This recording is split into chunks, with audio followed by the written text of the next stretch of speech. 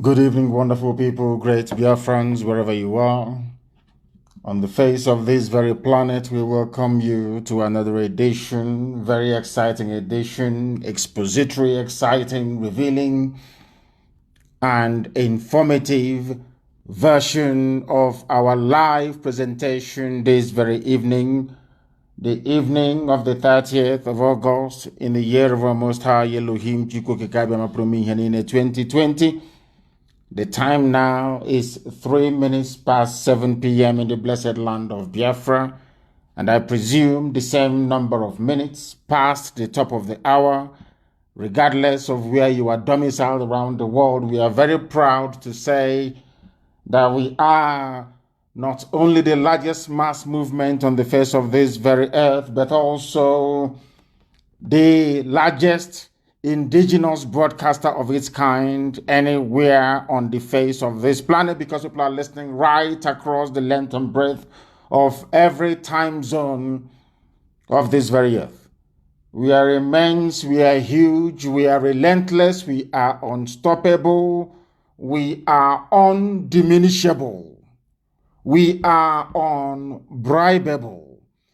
We are not going to relent. We are not going to stutter. We are not going to reverse.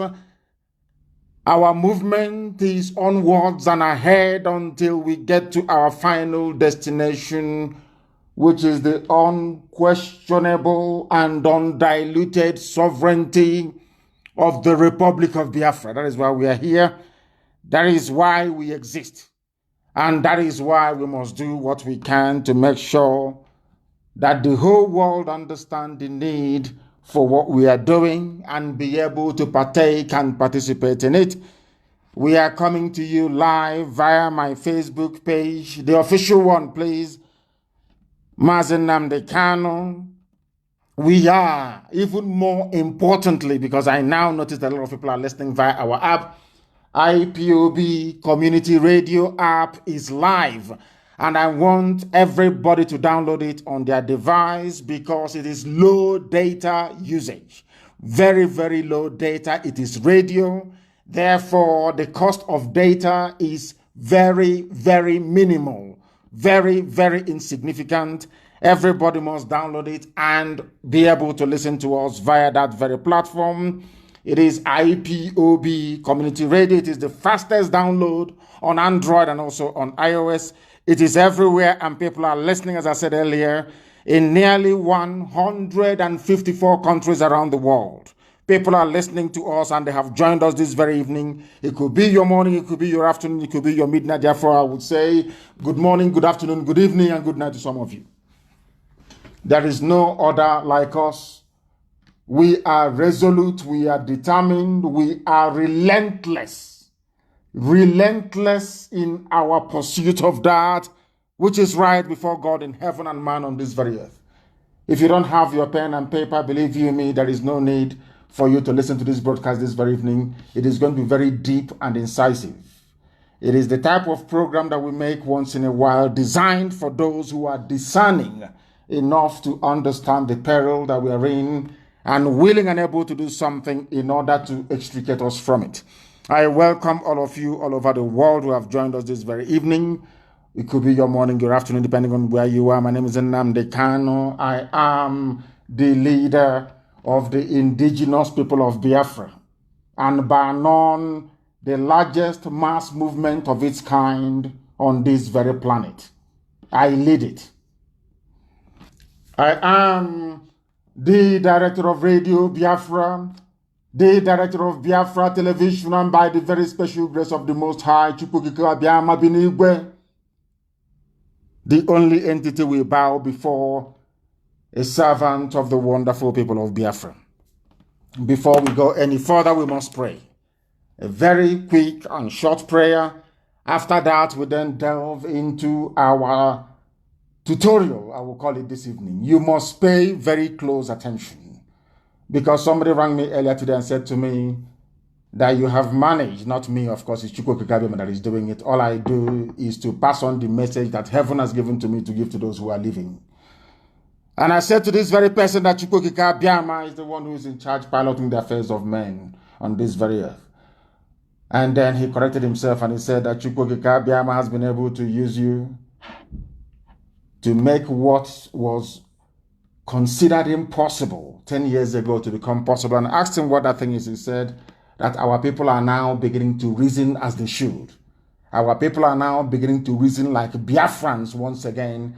Our people have now regained their analytical mind. Our people are now discerning. Our people now question and look for the right answers. It is not just about asking a question. It is looking for the right answers. Our people are now able to do it. That is why there is this hue and cry all over the world. Our people have risen up to demand for an inquiry into the very dastardly and disastrous slaughter of the innocent in Enugu, and we are not letting go. Very, very critical. But let us pray, first of all. And whilst we do so, I do hope that you have your pen and paper very handy, have it ready, and listen attentively. Listen very, very attentively to tonight's broadcast. It will change your life. That I can assure you. Tonight, we are going to pray a prayer of repentance and restoration. A prayer of repentance and restoration. Because the same way that your house over time gather cobweb and dust, and there is need for you to cleanse, to clean, to tidy it up, the same way that even the computer that you're using over time collect bugs all over the place, and the result of that is either slowed down or it crashes. So does our habits and our brain especially. And for those of us who may have succumbed to harmful habits, those of us who are no longer faithful or do not understand what it means to remain very faithful and then to testify the goodness of the living God in heaven. Tonight we are going to pray. Because let us be very honest, we have all been there at one time or the other. Sometimes it is guilt, sometimes it is shame, and sometimes it is regret. But we must take heart, because the same Chukwukika Biama that we worship, who is in heaven, the creator of the heavens and the earth, the beginning and the end, the Alpha and the Omega, he offers love, forgiveness, and restoration. If this fits you this very evening, or suits or fits your nation, so to speak, we are now going to pray for repentance and restoration that will help us to find renewed joy, hope, life, and consistency in our pursuit of the freedom of our people that Chukwukika Biama mandated us or created us to pursue on this very earth. Chukwukika Biama Puruminyan in Elohim Adonai El Shaddai, the beginning and the end, the Alpha and the Omega, the Lord of all the hosts of heaven, the ancient of days, as they would say, the ancients of the ancients. Everything you created is yours. Every glory and adoration is yours. Everything that we are today, likely to become tomorrow, is all in your hands. They belong to you. Every glory is yours. It doesn't belong to any man. It is only to thee. We are tired of our sinful struggle in life, both as individuals, as a collective, and as a nation. And we are not ashamed to admit that before the congregation, the assembly of men and women all over the world, that you may know that it cometh from our heart, that we are not deceitful. We don't pray this prayer in the quiet, or should I say in the secrets or secrecy of our homes. We are praying it that the whole world may hear us, because right now, our nation, the nation of Biafra, as a collective, we feel very distant from you. Our choices have not led us into the right places. We have listened to the whispers of the enemies instead of your words in your own scriptures. And the result has been disastrous. The result has been Miyeti Allah, a terrorist group forming their own vigilante, something that is unheard of anywhere in this world. We once walked with you, our heart tender, because you led us in the Spirit. Yet, little by little, we exchanged your truths for temptations and deceit that led many away from you. Instead of taking thoughts captive and confessing them immediately, we allowed ourselves to grow totally out of control. Repentance was not in our vocabulary. Blame upon blame, cover up upon cover up, or trying to reason and rationalize reason has never worked with you. Nobody can rationalize their cover-ups or their blames. They only give birth to deeper sin entanglements. Yes, you created us in your image, O Almighty God of Israel. You know our thoughts before we even speak them. You x-ray the hearts of men and see through our sham excuses and intentions. Your spirit has warned us repeatedly, but we ignored you.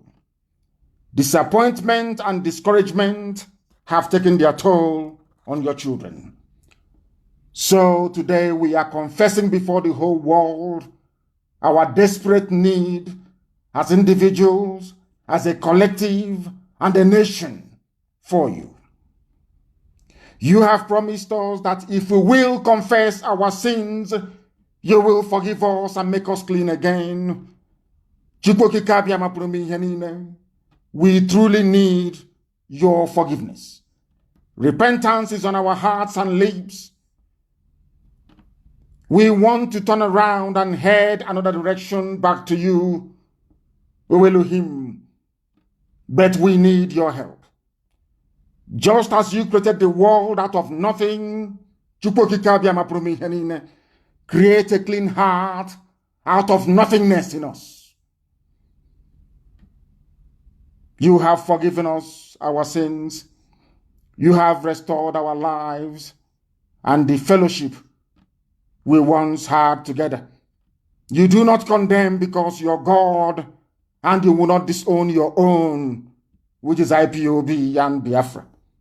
We are your children forever. But we take all the blame. We own our own sin.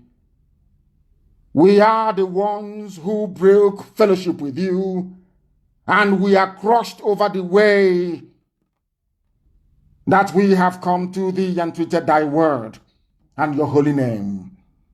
We ask for your forgiveness, your love, your abiding grace, and your mercy, that this same family of IPOB that you ordained in heaven and manifest on this very earth at this time, at this very age, may live to fulfill that which you have promised, that which you foretold, because your words are yea and amen, that this Biafra may come in our time, that mankind may know that indeed there is no greater power than thee, that you are truly the Almighty God, the Lord of hosts of the heavens and this very earth. And this Biafra will come, and your children, Biafrans all over the world, will adore your holy name. We shall sing songs of joy unto your holiness. Every generation of Biafrans that will ever have the honor of walking this very earth shall offer ceaseless praise and adoration unto your holy name, that they may know that indeed we are the children of light, to the glory of your name and your name alone, now and forevermore we pray. He said,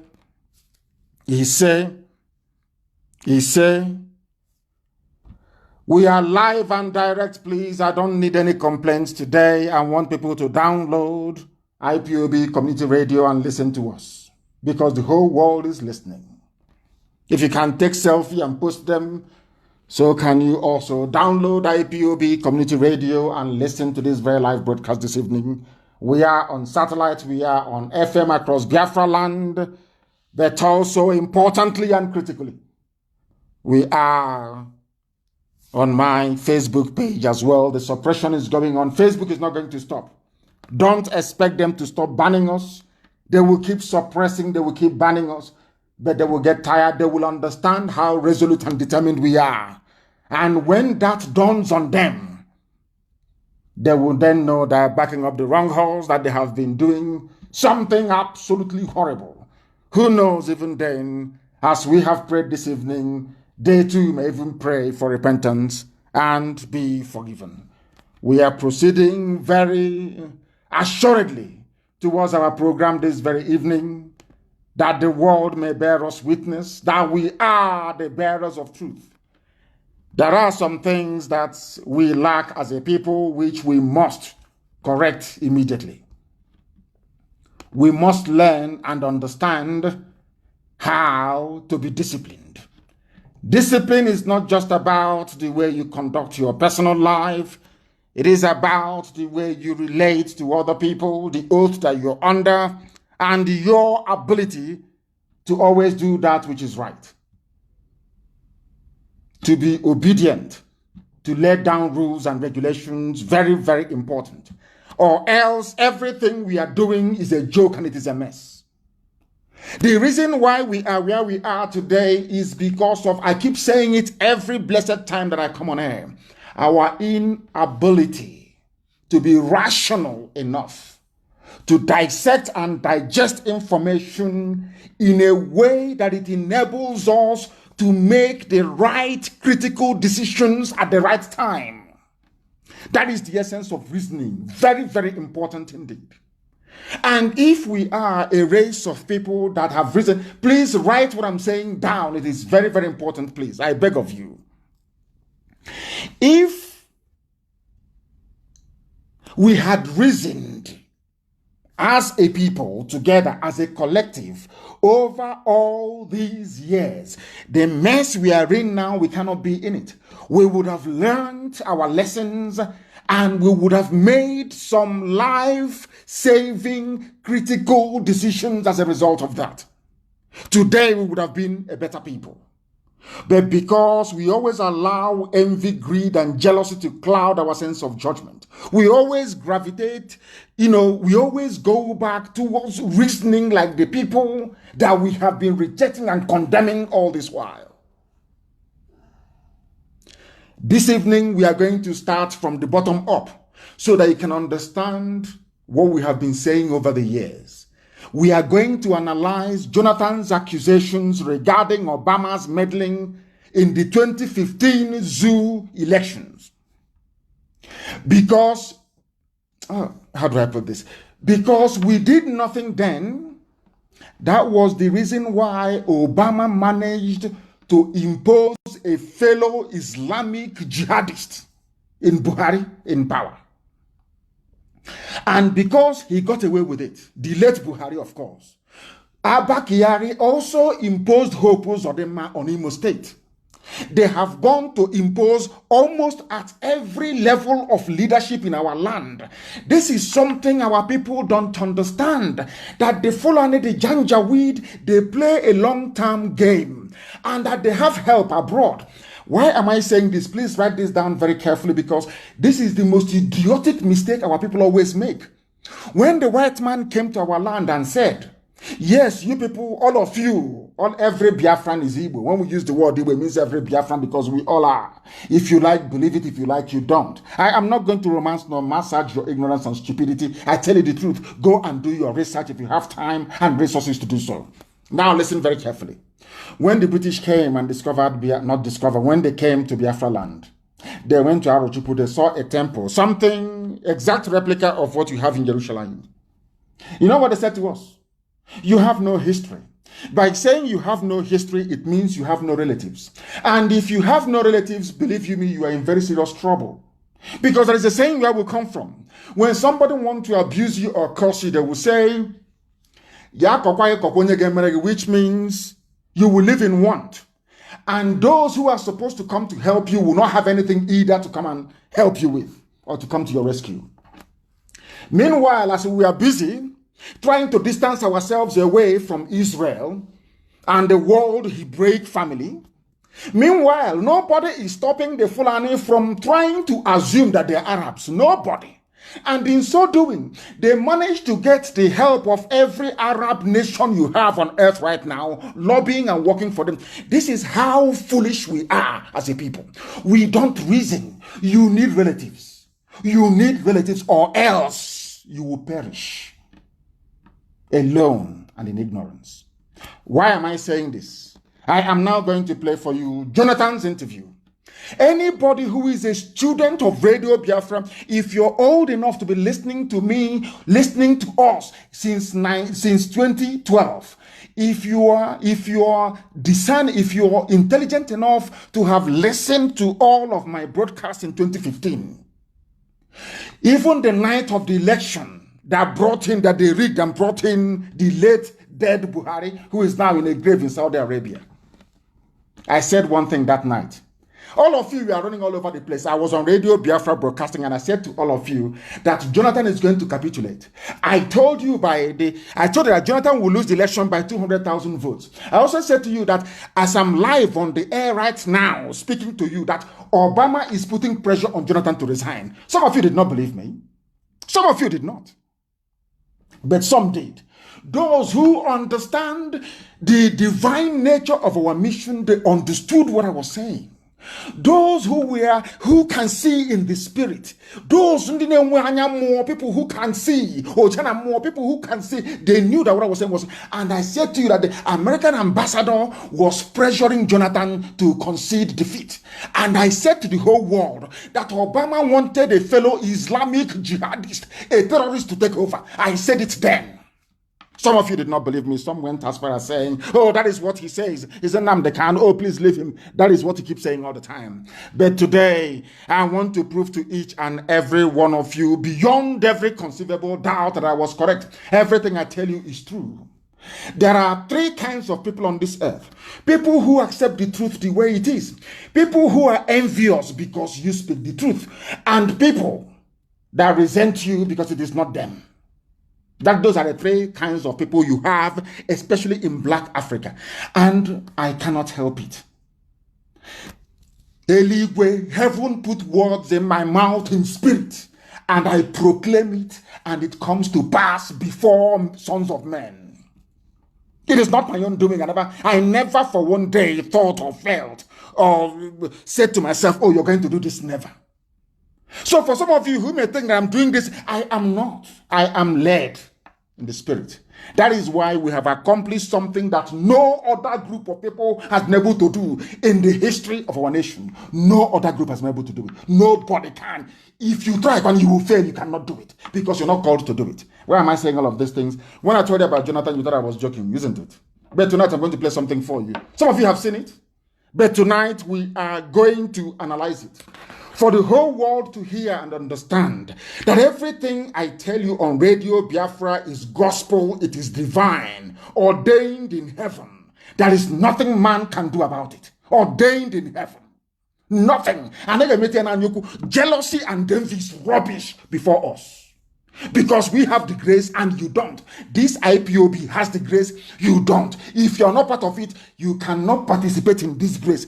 I say it with every authority under the sun. And I want to prove it to you now. That we're always right.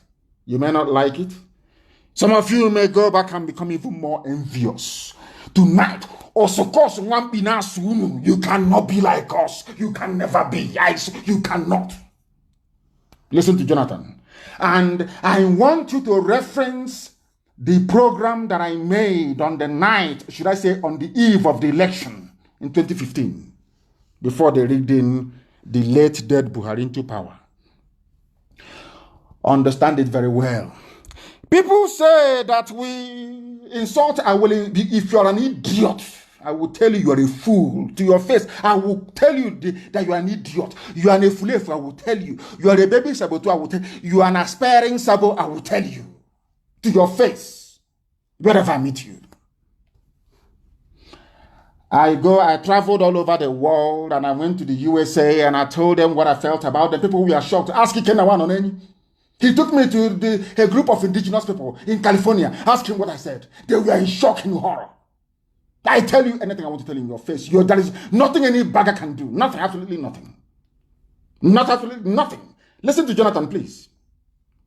I want you to listen to the former president of the Federal Terrorist Zoological Republic of the zoo that Britain created. Listen to him. And you reference my program on the night of the election. Go and find it. Uche, go and look for it, or form and look for it. Anybody who has access, look for it. And want that eve of election broadcast, go and bring it. And that same night of election, bring my broadcast. I want it to be replayed for the world to know that Elohim sent us. What I say, mortals cannot, what I see, mortals cannot see it. That is why when you give me advice and I don't take it, please don't take it the wrong way. The time for that your advice hasn't arrived yet. We see things that mortals cannot see. Cannot see it. When I said this thing, Jonathan was in panic. Jonathan could not believe. He could not. He was wondering, how did Nnamdi Kanu know what is happening? I told you what was happening. And now listen to Jonathan, please. That you may know that Chukwokika Abiyama is on our side. That Elohim we worship is with us. Listen. The level of interference by the Obama's government was very overwhelming. This is the voice of Jonathan. It's not as if I couldn't have won the election even with that. But if, by my own thinking, and also the way some other people look at it, they go outside the normal diplomatic relationship, then it should be mentioned. Now listen. Jonathan, after these years, I commend Jonathan, to be honest. He's a statesman. Jonathan is a statesman. I commend him. I can criticize him in any other way, but good Lord, Jonathan is a statesman. I commend him and I have respect for him for that. He waited all these years. Now the zoo is in trouble and he is telling you what happened. The same thing Obama did to Libya. The same thing Obama did to Libya to destroy Libya and plant terrorists is exactly the same thing he did in the zoo by putting in the late dead Buhari. I want you to follow this very carefully. Exactly what I told you that night. When I said that Obama was interfering in the elections, some fools could not understand what I was saying. They said, oh, he's just making it up. Has it not been confirmed? From the mouth of an ex-president, from Jonathan's mouth itself. And I want that broadcast found tonight. My broadcast of the eve of the election of 2015 and the one I made on that same night when they were going to polls and voting. You will hear it. I told you that America was putting pressure on Jonathan to concede. I told you they will rig the election, that Jonathan will lose by 200,000 votes. Exactly my prediction came to pass exactly that way it is. Exactly the way it is. Our people don't know anything. Do you know the reason why Obama was helping the Janjaweed North to win? Because they are all Muslims, they are all Islam. Because the Fulanis are not ashamed of saying we are subservient to Saudi Arabia. I want people to understand, to reason, because the Fulanis, they have relatives. Using their religion, they have relatives everywhere. People who can fight for them, people who can stand for them. But you, who can stand for you? Okoko, who can stand for you? Nobody. That is why they're killing you. That is why Mietiala has formed a vigilante group. You cannot reason. You cannot reason. Your brains are not working properly. But here, after listening to us, you must reason. M-U-S-T, you must reason. If you like it or not, you must reason. All of you together. Listen to Jonathan, please. Very carefully. Obama was meddling in the elections. Obama, contrary to U.S. laws, Obama was meddling in the election of Nigeria, meddling in broad daylight because he wanted a Muslim to take over. They had their plans all laid out, well cleaned out and well made. And now Jonathan is confessing it. What I told you in 2015, on the night of the election, Jonathan is now confirming in the year 2020, 5 years after that. He's now confirming it. Some of the things that you hear us say on Radio Biafra is true. But out of shame, the same way that the whole world knows that Buhari is dead, out of shame, they don't want to concede. Let it not be that Nnamdi Kanu is right. And they have gone as far as trying to get those they can deceive, to think, oh, don't talk about it. I said to them, to hell with you, I'll talk about Buhari, dead Buhari, because it's the truth. Any day I see the truth and I run away from it on this very platform, the glory of Elohim will depart from us. We have come to preach the truth. And we are indestructible by man. Only Chukwokika can, not man. So you understand it. What I told you in 2015, on the night of the election, Jonathan is confirming in 2025 years after that. We see things that ordinary people cannot see. Please listen.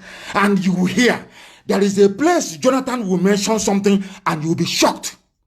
You will know the reason why Nnamdi Azikiwe was not given the prime ministership of Nigeria. You will understand the reason why Aburi Accord did not stand. A lot of people are wallowing in ignorance. A lot of people are moving about in ignorance. Our job here on this platform is to cleanse your brain, to remove every vestige of black stupidity from your membrane so you can reason properly like a human being.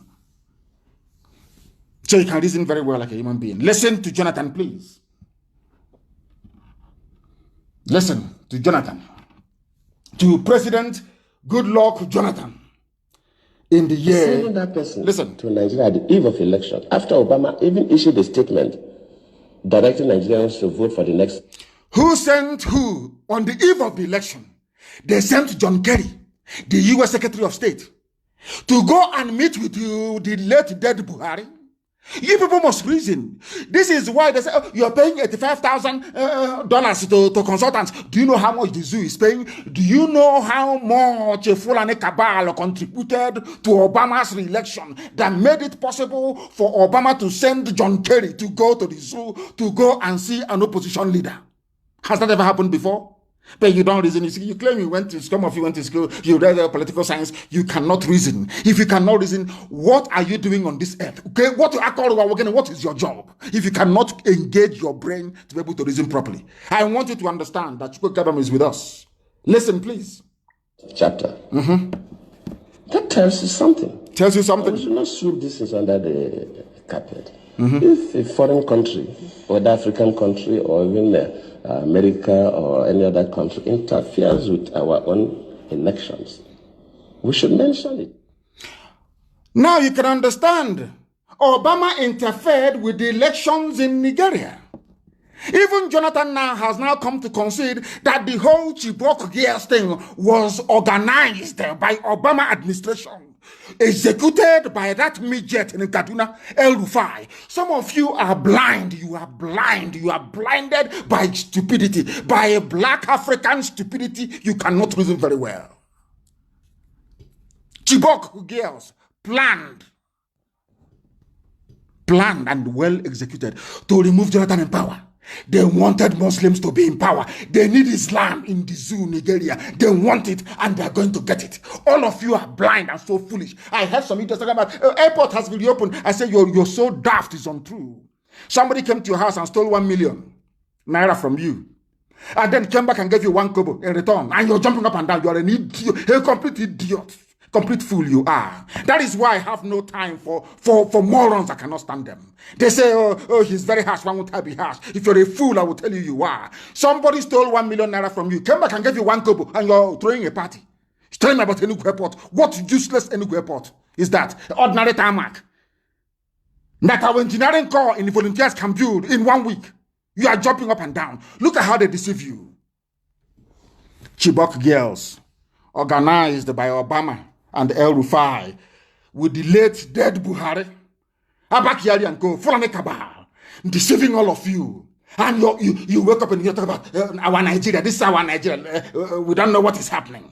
You people are fools, you know nothing. I will insult you because if you're an idiot, I'll tell you you are. Let us listen to Jonathan, please. Let's listen to him. To what President Jonathan has to say. Listen. How do we get these girls out? Yes, Chibok girls. Within a couple of days, we saw people going to the US to bring back our girls' placards. Yes. How? Why? Mrs. Obama, did you see Mrs. Obama carrying bring back our girls? Did you see her? All planned, all well orchestrated, planned, Fulani Islamic Brotherhood, cabal, they planned it. You saw, all of you saw Obama You bring back our girls, so they all planned it to paint Jonathan black, to destroy Jonathan. That a Fulani Janjaweed will come in and take over our waterways, take over our farmlands under Ruga. Tell you that Miyetti, a terrorist group, can form vigilante across the country, and all of you moronic, idiotic zoo animals that look at created, all of you are just there looking more sheepishly like a bunch of idiots that you are. You cannot reason. You cannot reason, can you? Let us hear Jonathan, please. Of course, the Mrs. Obama received one of those placards. Mr. Obama. I cannot take responsibility for the abduction. I don't control Boko Haram. They are criminals. But as a president, of course, you know, it's not the president that go to the field. You have security and intelligence officers that do the work. Let me admit that, yes, maybe they do their best, but their best was not good enough for us to recover the girls. That does not mean that I'm trying to remove myself from any blame. Yes, I may not be blamed for the action, but I could be blamed that my security and intelligence system are not strong enough to be able to rescue the girls. Do you see how a statesman talks? You can criticize Jonathan all you like, but the man is a natural born statesman. He even took responsibility for Chibok girls because it happened under his watch. Compare that with these morons, these scavenging, desert-dwelling, cattle-heading animals. You see the difference between a Biafran, somebody who by nature is cultured, and a bunch of vandals from the depths of hell. That tells you all you need to know. Obama interfered. Why did Obama interfere? Let us go to Ojukwu and Aburi. So you understand. When I tell you people that the alliance against us, you don't know. Even the complete idiot who may be on Facebook yapping and writing rubbish do not know the amount of enemies Biafra have. He has no clue. Has no idea. Every day, Biafra, when is it coming? They have no understanding. The hurdles we need to negotiate and cross before we get to the promised land, they have no idea. They think you wake up in the morning, you write to Trump, you write to EU, Biafra will come. They are insane. I used to say on this platform that Biafra is the last miracle, and I used to say it for a reason. Because of the obstacles and hurdles in front of us, we need to overcome. This is one of them. American president from nowhere is against a head of state because Jonathan is a Biafran. They cannot allow him. No, it's impossible. He cannot stay there. I want you to pay particular attention to what I'm going to play next. And I said this evening, this program may last up to 3 hours. So be prepared. If you don't have data, you go and borrow data from. So go and borrow, you buy on credit. You must listen this evening and learn. After tonight's program, you will know that reasoning is very important in life. And when you go through Jonathan's experience, when you go through the experience of Nnamdi Azikiwe, you go through the experience of Ojukwu, believe you me, you need to go back into your room, turn off the light, and fast and pray for God to give you the capacity and the ability to reason. You pray for 30 days. I'm telling you the truth.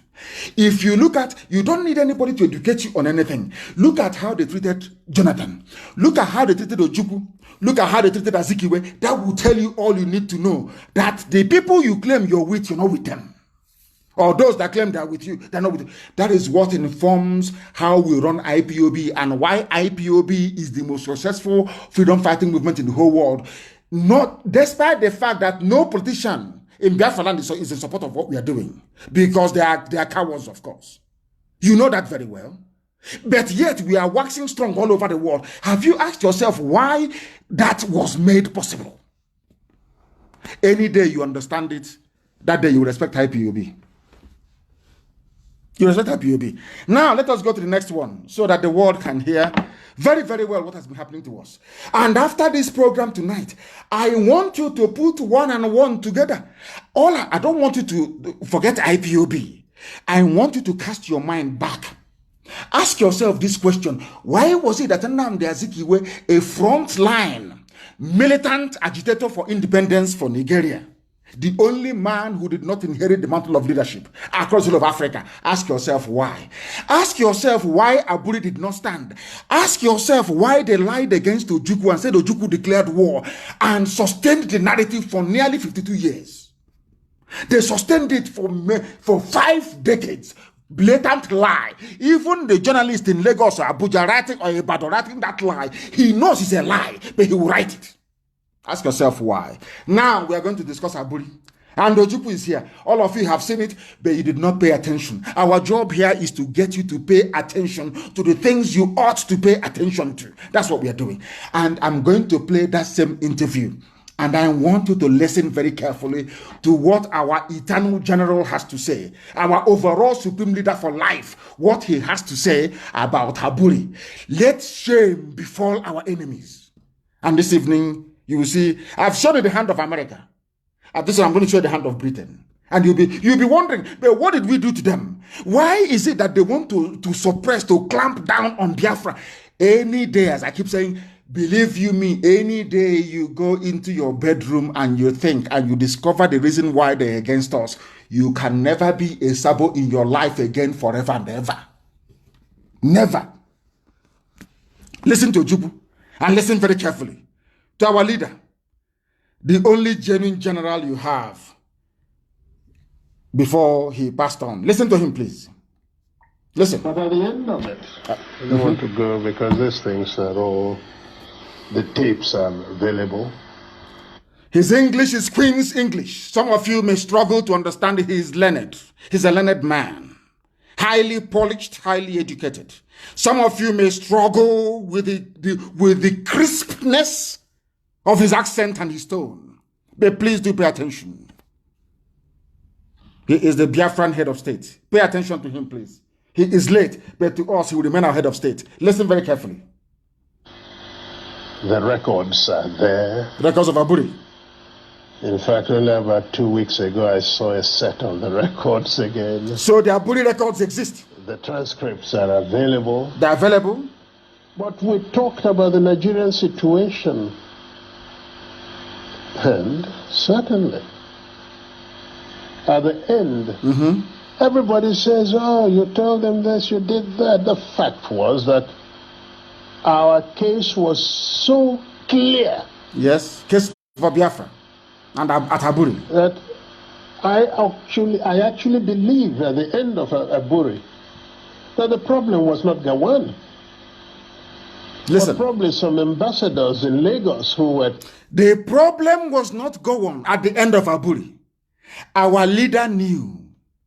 He said some ambassadors in Lagos did not want Aburi to stand. So I am telling you today, Britain does not want restructuring. All of those blood-sucking, demonic neo-colonialists, they don't want restructuring. That is why the Fulani Janjaweed can never restructure. I need you to understand this.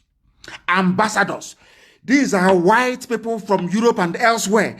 They have no business with the governance of Black Africa. Absolutely nothing. Now, ask yourself, in 1967, why was it that some white ambassadors in Lagos did not want Aburi to stand? Because Aburi standing meant that the eastern region, which is Biafra, will have an independent economic system. Because before they sent, and I'm going to tell you tonight, it was Britain that planned the coup. I'm telling you the truth. You may be shocked, but it's the truth.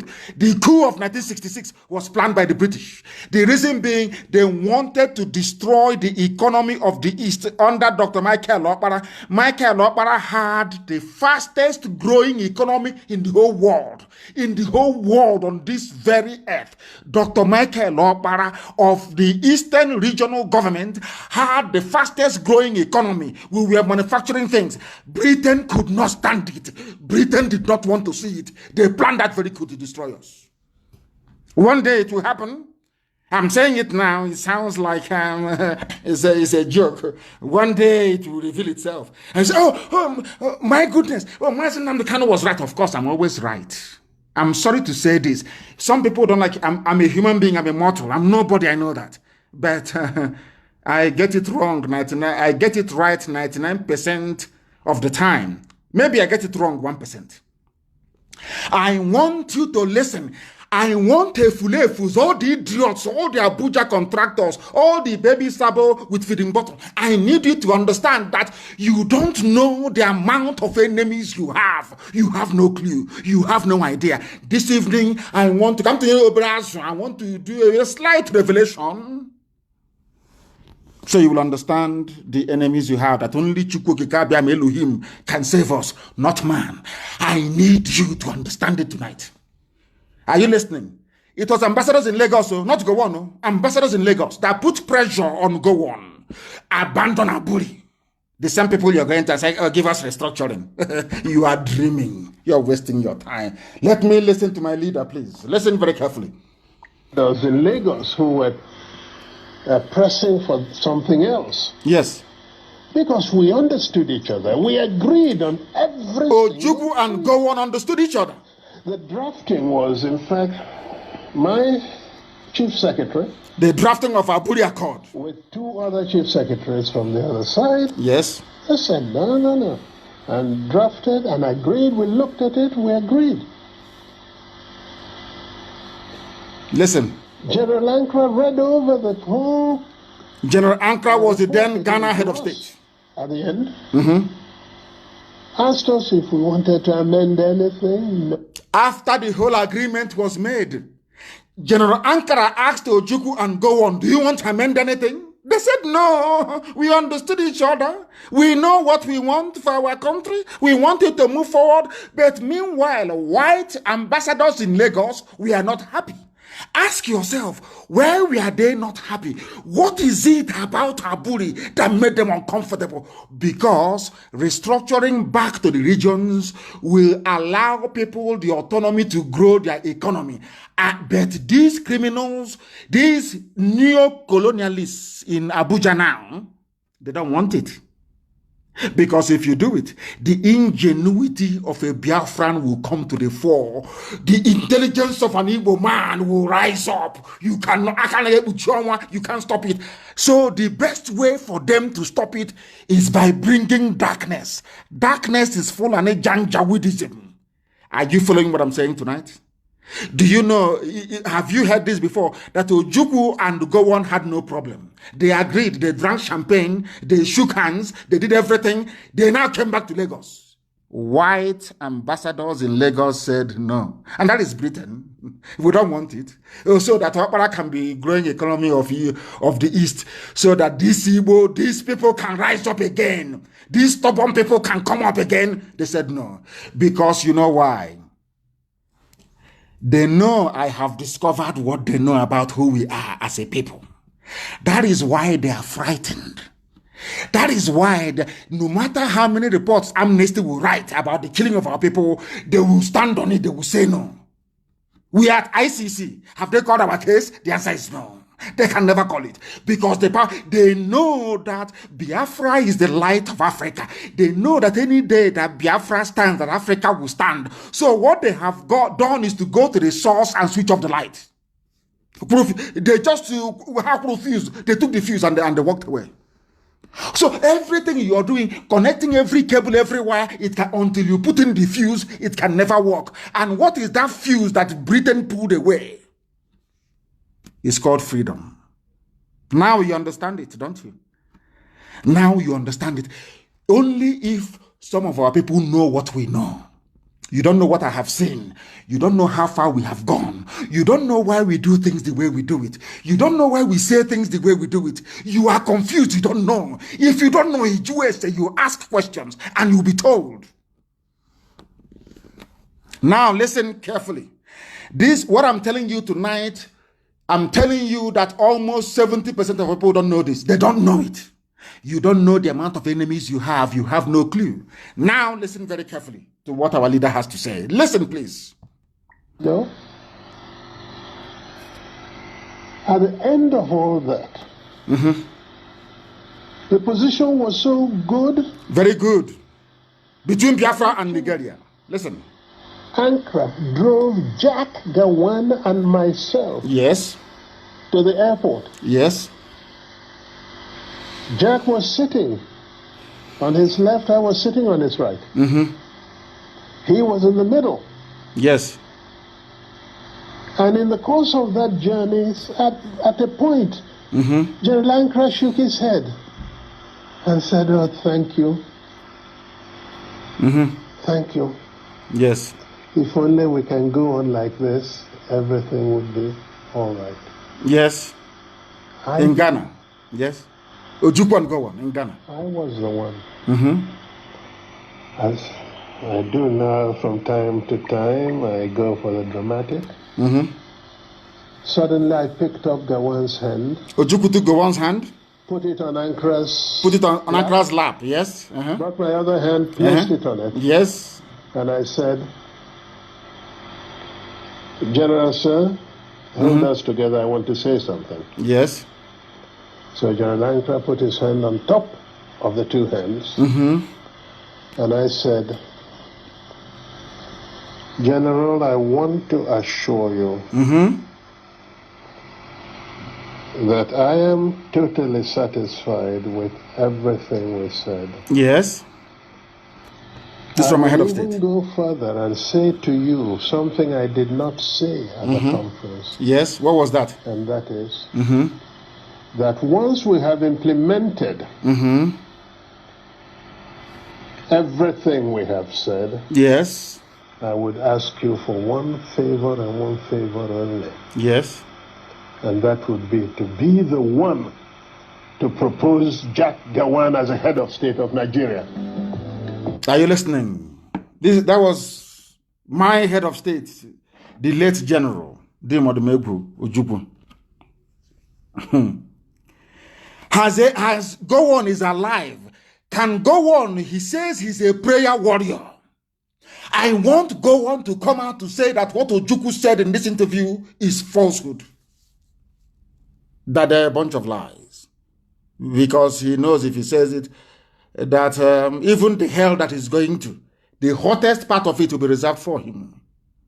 Are you listening now?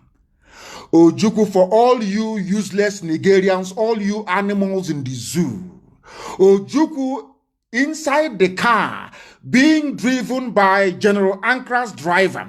General Ankara was in the middle. Ojukwu was on the right. Gowon was on the left. Ojukwu took Gowon's hand and placed it on the lap of General Ankara. And he said to the general, "General, I want you to be the one to propose that Gowon should be the head of state of Nigeria, including Biafra." But all these years, all we've been reading in history books, Ojukwu is a war, he's a warlord. He went to war. Do you see why God? People don't know why God is punishing the zoo. The same way I'm telling you tonight. You see Britain. God will decimate Britain. God will divide Britain into pieces. Write it down as I'm telling you now. Write it down. So when it happens, you say Nnamdi Kanu said so. Are you following? Now ask yourself this question. When Ojukwu and Gowon wanted to restructure, as a result of what obtained in 1966 and 67, who stopped the restructuring? It's Britain. Are you following?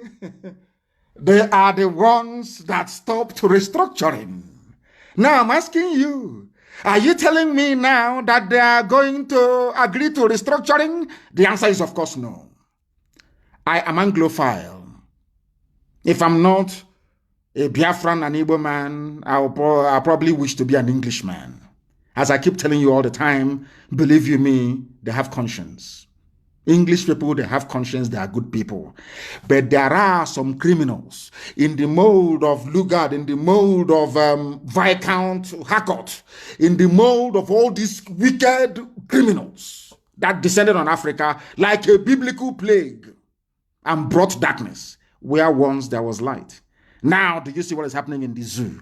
Do you now understand Nigeria a lot better? I said tonight, your thinking faculties will be opened up. You can never be the same again. Look at all of them accusing us of Biafra rebellion, Ojukwu rebel. Do you see the extent they have gone to cover the truth? Do you see how evil these people are? Do you see why I insult them? Do you see why I speak the way I do? Because Ojukwu was speaking like an Oxford-trained historian, speaking grammar, being a gentleman. You saw the way they treated him. insulted him, insulted him, insulted my head of state, a man that led men to war to preserve our way of life. If not, they would have killed all of us. And Ojukwu said, on Aburi we stand. Aburi meant still one Nigeria, but let us have devolution. Britain said no. Then ask yourself, why did Britain say no? There lies your answer. That is why they will kill us. BBC will never carry it. But a helicopter crash in Lagos, they carried it immediately. I want you to ask yourself, what have we done to Britain to deserve this hatred? Any day you find an answer to that, believe you me, you can never be a Sabo in your life again. You can never be. Never. Now pay attention very well. I've given you 3 examples tonight. If you want to understand the mess we are in as Biafran people, including everybody, including Ezon, including Ejo people, including Ishekiri, everybody, I want you to follow this very carefully. Jonathan could have still remained in power, but he took the intervention of an Islamic United States president to remove him from power. These are the things you ought to know. Ask yourself why. Ask yourself why they did not allow Aburi to stand. Ask yourself why they did not allow Nnamdi Azikiwe to become the head of state. Only then will you find the answers. And after that, as I pray the prayer of repentance tonight, believe you me, you will go and start burning candle and praying for God to remove every trace of Sabo in you. Now you understand it, don't you? Now you know that we know what we're talking about. Sometimes when you advise me, some people say, he doesn't take advice. It is not every advice that I will take. Because if you give me advice, I take it. And then I weigh it against what the prevailing circumstance. If it's conducive, I take it. If not, I may defer it to another time. Now you understand, don't you? Let us continue. Why do you think Britain supports Mieti Allah? Why?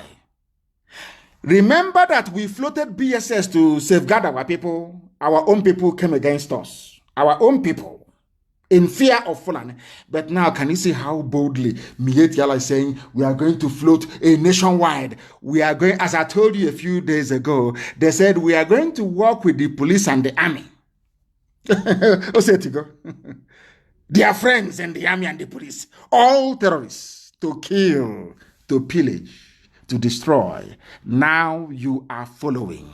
Now you understand the mess Nigeria is in. Now you understand why we are the way we are. Today you understand why people come out now and they are confessing that we have opened their eyes. Now you understand, of course, that we are very serious. We are not going back. Not at all. Not today, not tomorrow. Not today, not tomorrow. Somebody published an article called Justification for Resuscitation of the Sovereign State of Biafra in that newspaper. It is my humble suggestion and recommendation that our people go and look for it. They have removed it. I cannot even open it here. It seems to me they have removed it. It seems they have removed it. In that very article, you will hear or see what our brother was saying. Our brother simply said, very simple, that in Nigeria, Nnamdi Azikiwe was the only person to lose out amongst every nationalist leader you had that fought colonialism in Africa. That is what you need to know. These are the things that you need to understand, because our people do not reason. Here, we compel you to reason. Go and read that article, Justification for the Resuscitation of the Sovereign State of Biafra. This is published by Vanguard. Unfortunately, they no longer want us to see it. It has been removed. It can no longer be found. That is the world of the Janjaweed. That is what they do. Once they say the truth, they suppress it. And the reason why some of them, of course, they love us in secret, of course they do.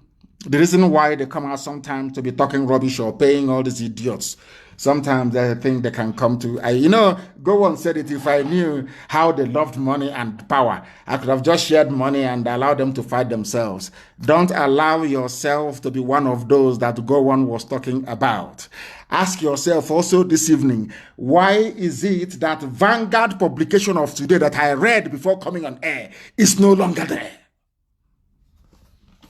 That tells you all you need to know. Because that publication contained the truth. It contained the truth. Absolute truth. I want people to understand the way the mind of a black person is. I need you to understand how the mind of a black person functions. Any day you understand it, you will then know. You will then understand and appreciate. You will come to the full realization that what we have been doing here has been right all along. Now, listen very carefully. Why we are deploying Miyetti Allah vigilante all over Nigeria, Abdullahi Bodejo of Miyetti Allah. These were the same newspapers that we are castigating Nnamdi, Kanu and the IPOB for floating BSS to defend our land. They are the ones today interviewing this man. Nobody has bombed his house or raided his house. He is fine and okay. No northern governor, no Fulani governor is against him. And I want to ask the Igbo governors, have you seen it? When we floated BSS, they said, oh, go and kill him, go and you jail him, bomb him, you proscribe them. You did. But now they are bringing terrorism to your doorstep. Have you proscribed Miyetti Allah? I'm asking the useless Igbo governors, have you proscribed them? Now listen carefully. The national president of Miyetti Allah, Kautal Hore Bello Abdullahi Bodejo, has said that castle rustling and incessant attacks by their members led to the formation of this security outfit, Miyetti Allah Vigilance Group, which will operate all over the country, not because Fulani has no homeland. So they now need to conquer everybody at the same time, and all of you are just there, sheepishly and hopelessly looking as the morons you are, and they are moving ahead, full steam ahead with their plans. Do you know why they're doing it? Because they know that Buhari is dead. If all of you can be so foolish enough not to realize that Buhari is dead, then they might as well do to you as they please. That's what they're doing, and that's what they have done. Now, listen, we launched Miyetti Allah on July 27, and we started with 1,000 personnel who are still undergoing training with Vigilante Group of Nigeria. That's their own name, Vigilante, which means they own the whole of Nigeria. And Moteku is for the West. Any day Elohim decides that something should come from the East, it will be for the East. But their own is not for the North or for the Sahel North. They call North Harawa North. No, it's for the whole of Nigeria with the help of Britain. Now listen, and follow him very gently, please. You know Fulani people are moving to those areas where there are grasses. Anywhere there is grass, there is Fulani area. That's what he's telling you. Any place where there is grass, they will operate there to see how they can feed their cows. Are you not foolish? All of you in the South, are you not hopeless? Can you see your stupidity in front of your eyes? Can you see how hopeless you are? Those of you from the South, Oduduwa and Biafra, can you use your two naked eyes to observe your stupidity? All the years of subservience to Fulani, has it ever made them to relent? They are coming to conquer you. You see hope for them, they will even take over his own village. I'm telling you the truth. He doesn't know how they operate. Supreme Court governor. This is how they are. This is how they behave. This is how they operate. The reason why they hate Radio Biafra is because we tell them the truth the way it is, very raw. We don't sugarcoat it. They are anywhere there is grass, a Fulani will go there. So everywhere they are, the vigilante is supposed to be there. So if they come to your village all the way from Mali, from Timbuktu, from Mauritania, they come to your village in Okigwe, it is where they are. So any land they're in, they will have vigilante. Have you heard of this? Is the easiest way to conquer people. Very, very easy, direct and straightforward. The easiest way to conquer. And our governors are there drinking kai, drinking ogogoro, just saying, oh, you'll be president in 2023. Please give us your land. Do you see why we speak the way we do?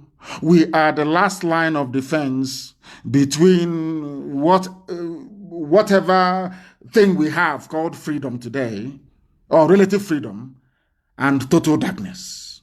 Do you see the work that IPOB is doing? Do you now understand it? Do you now have the common sense, the gumption to appreciate the depth and the sacrifice that IPOB is making? Do you now understand it? For everybody, not just Biafrans, for Duduwa, for Middle Belt, for everybody. Even for Hausa. Do you now understand it? The journalist asked Miet Yala, there are Yorubas all over the country, but they did not set up a Moteku in every state of the Federation. You know what he said to them? That concerns them. If they are all over the country, they are not operating in the bushes and forests. What he's saying is that they operate in our bushes and in our forests. It belongs to them. They're going to form vigilante. And all of you are there foolishly and as the idiotic black animals that some of you are. You're just looking. You read, you look, you vote for Big Brother Nigeria, you gossip, you play, you do your sabo, you go to a politician in Onitsha, you collect your 2,500 to buy data for the week. And some of you that have promised you money. I know some people in IPOB that have promised heaven and earth. Of course, it's failure. you know the way we roll. We are unbreakable.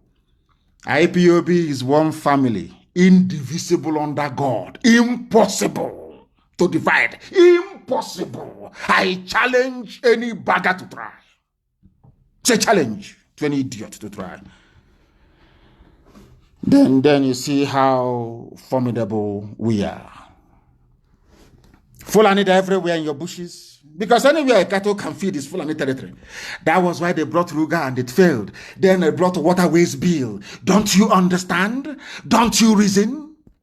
Nigger, don't you reason? Nigger, don't you reason?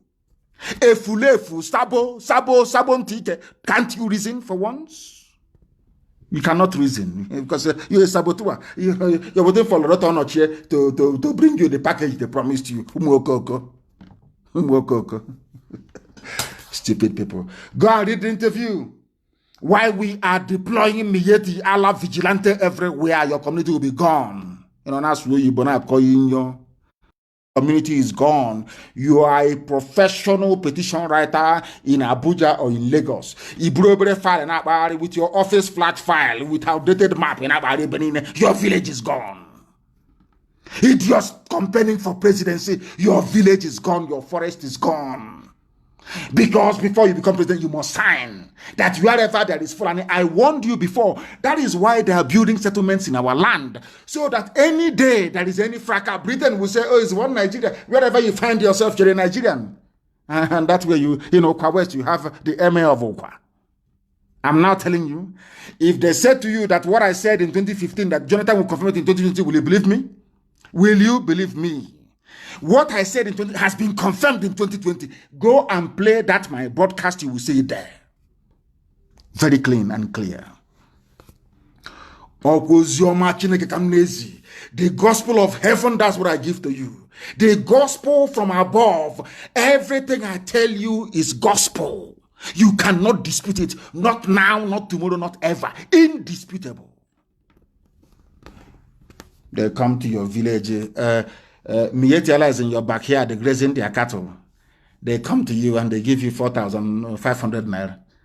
Promise you heaven and earth as they promised to my. All of you sabo that they promised something. The something they promised Obiano. They promised Buruburu, Ugwani. They promised even Hibaz. The whole president in waiting. Excellency, president in waiting. When Mietiala calls him, yes, Mr. President in waiting. That one, his head will expand.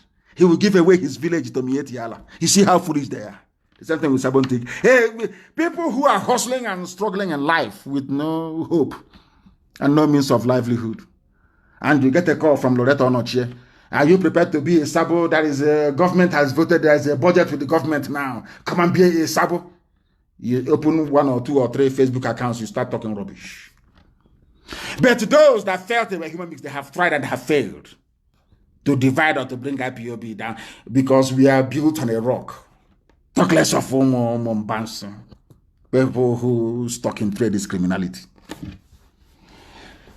Go and read it. Miet Yala, they have you people by the balls, I'm sorry to say, the proverbial balls, by so to speak.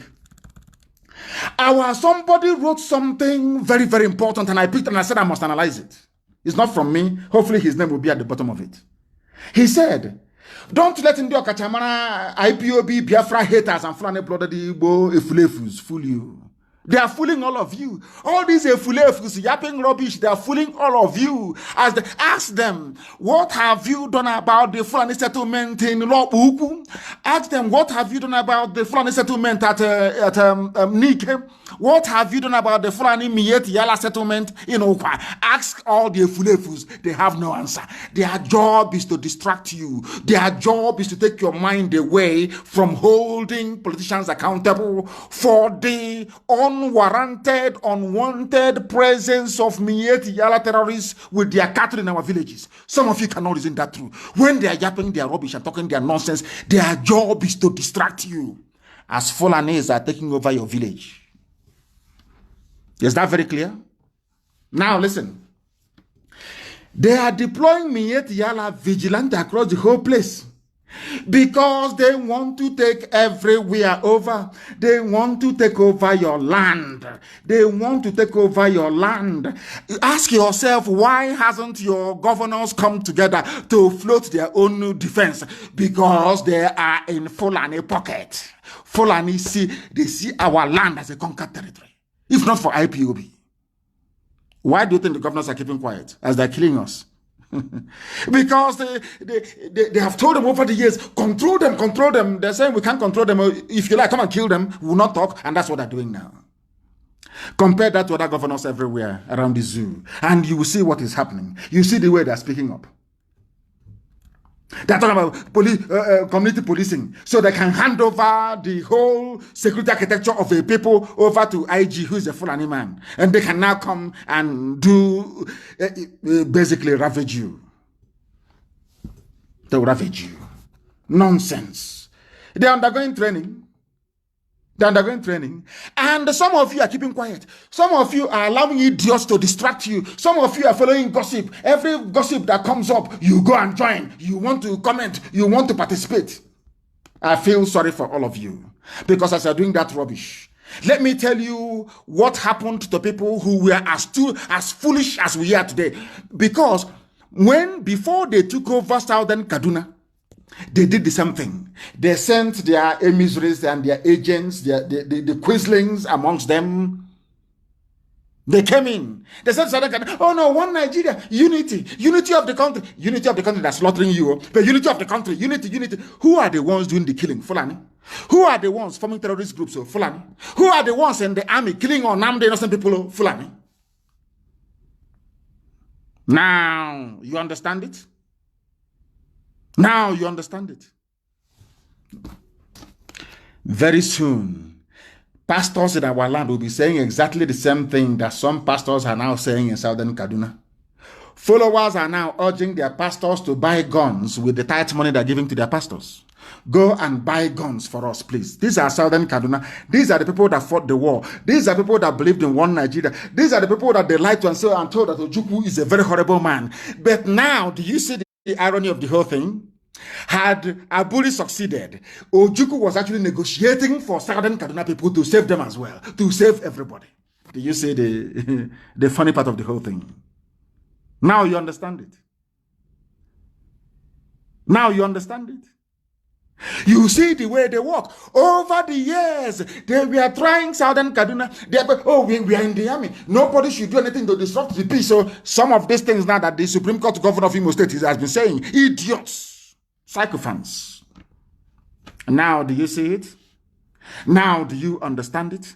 Now can our people begin to appreciate the mess they are in? Look at Southern Kaduna. That is what is going to happen to you. Let me read the news for you. Pastor of Vision Pioneer Trust Ministry in Kafanchan, Apostle Dr. Emmanuel Nuhukure has said that as a priest, people now come to him asking him to buy arms for them. They are calling on their pastors to take part of the offerings and buy arms for them to defend themselves. That is the level of despair. People are no longer afraid. He asked the federal government of the zoo to arrest the senseless bloodshed. Who is going to arrest it? He said Buhari, who is in a grave in Saudi Arabia. Who is going to arrest what? Who, where, when, how? I ask you. Where is Buratai? Have you seen him in public? Where is Hosibajo? Have you seen him in public? You know, this is the reason why white neo-colonialists can interfere and meddle in your life, because they know that a majority of you cannot reason very well. Where is Osibajo? Simple question. When was the last time you saw Osibajo live? Anywhere. When was the last time you saw Buratai live anywhere? Confirmable. Well, of course, we know that Buhari doesn't exist. Even the boy these days is scared to come out. The mask wearer can't even come out anymore. Is that very clear to all of you? Can you now all begin to understand that Ekwa Church, even indigenous of Southern Kanu indigenous at Ekwa Good News Church in Kaduna, they are also saying it. There is going to be a revolution. These are people feeling the heat in Southern Kaduna, and you're busy in the South writing rubbish about one Nigeria, how you support one Nigeria. I feel sorry for all of you, because they are coming. Who is going to stop them? Nobody. To the extent that somebody in the Nigeria North is saying, divide the zoo now, divide Nigeria now, no angel can unite us, according to a northern elder. This is the news carried by Arewa Gazette, which is one of their papers. That amalgamation of 1914 was a grave mistake. The chairman of the dialogue group in Kaduna, Alhaji Mohammed Mahadi Shehu, has lamented the deep ethno-religious divisions in the country, stating that breakup of the nation may not be such a bad idea. But does Britain want it? Of course not. They are your creators. They are your makers. They built you. They told you who you are. I was reading an article a few days ago. They said in 1960, Nigeria became independent. If you're a fool, you will think that Nigeria was an indigenous country in Africa existing before 1960. They will never tell you that, oh, Nigeria created by Britain in 1914, Britain now handed over to the local idiots in 1960. No. Do you see how they use grammar to deceive you? If you're not sensible enough, you'll be thinking that Nigeria has been existing for a long time before 1960. They will never tell you that it was them that created that Nigeria. So that is why when a black man stands up to say, I am proud of Nigeria, a white man will just laugh at you, but they will not tell it to your face. They will tell you you're a fool. You know nothing. How can you allow me to come to your country to create a nation for you? Are you foolish? Now you understand, don't you? Now you understand. The chairman of the dialogue group is saying that people have not been able to rise above ethnic and religious sentiments, making a united nation very difficult to achieve. But as long as oil is flowing, gas is flowing from Biafra land, they will keep patching up the zoo. They keep giving more power to the Janjaweed. Because they know that all you need to do to a Biafran, an Igbo man especially, of course, every Biafran, just go there and sprinkle some money. Give them, create some atozes, create some sabo. You know, some saboteurs, even some people within IPOB, they see themselves as many, their dream is to become like Atoeze one day. And if you go and investigate him, you see that the way he made his money was by being subservient to the Janjaweed. So the only thing for you to do is to become subservient to Janjaweed. You become saboteur full-time. Sabo. You start from childhood. You know, Nabo Sabo.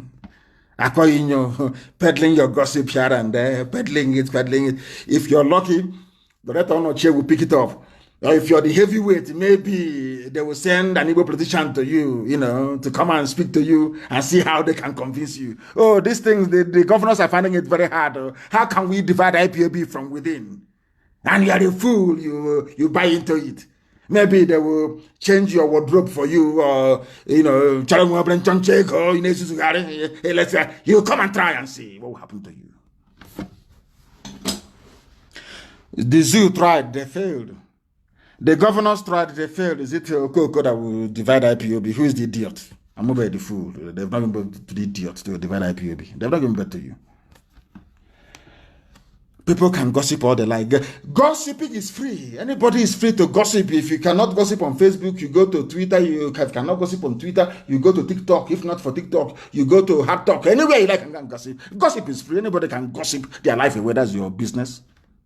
That IPOB is one family and indivisible under the sun. And I get all your unchoncho, envy, greed, and jealousy. It doesn't mean anything. I lead IPOB. I appoint and I dismiss.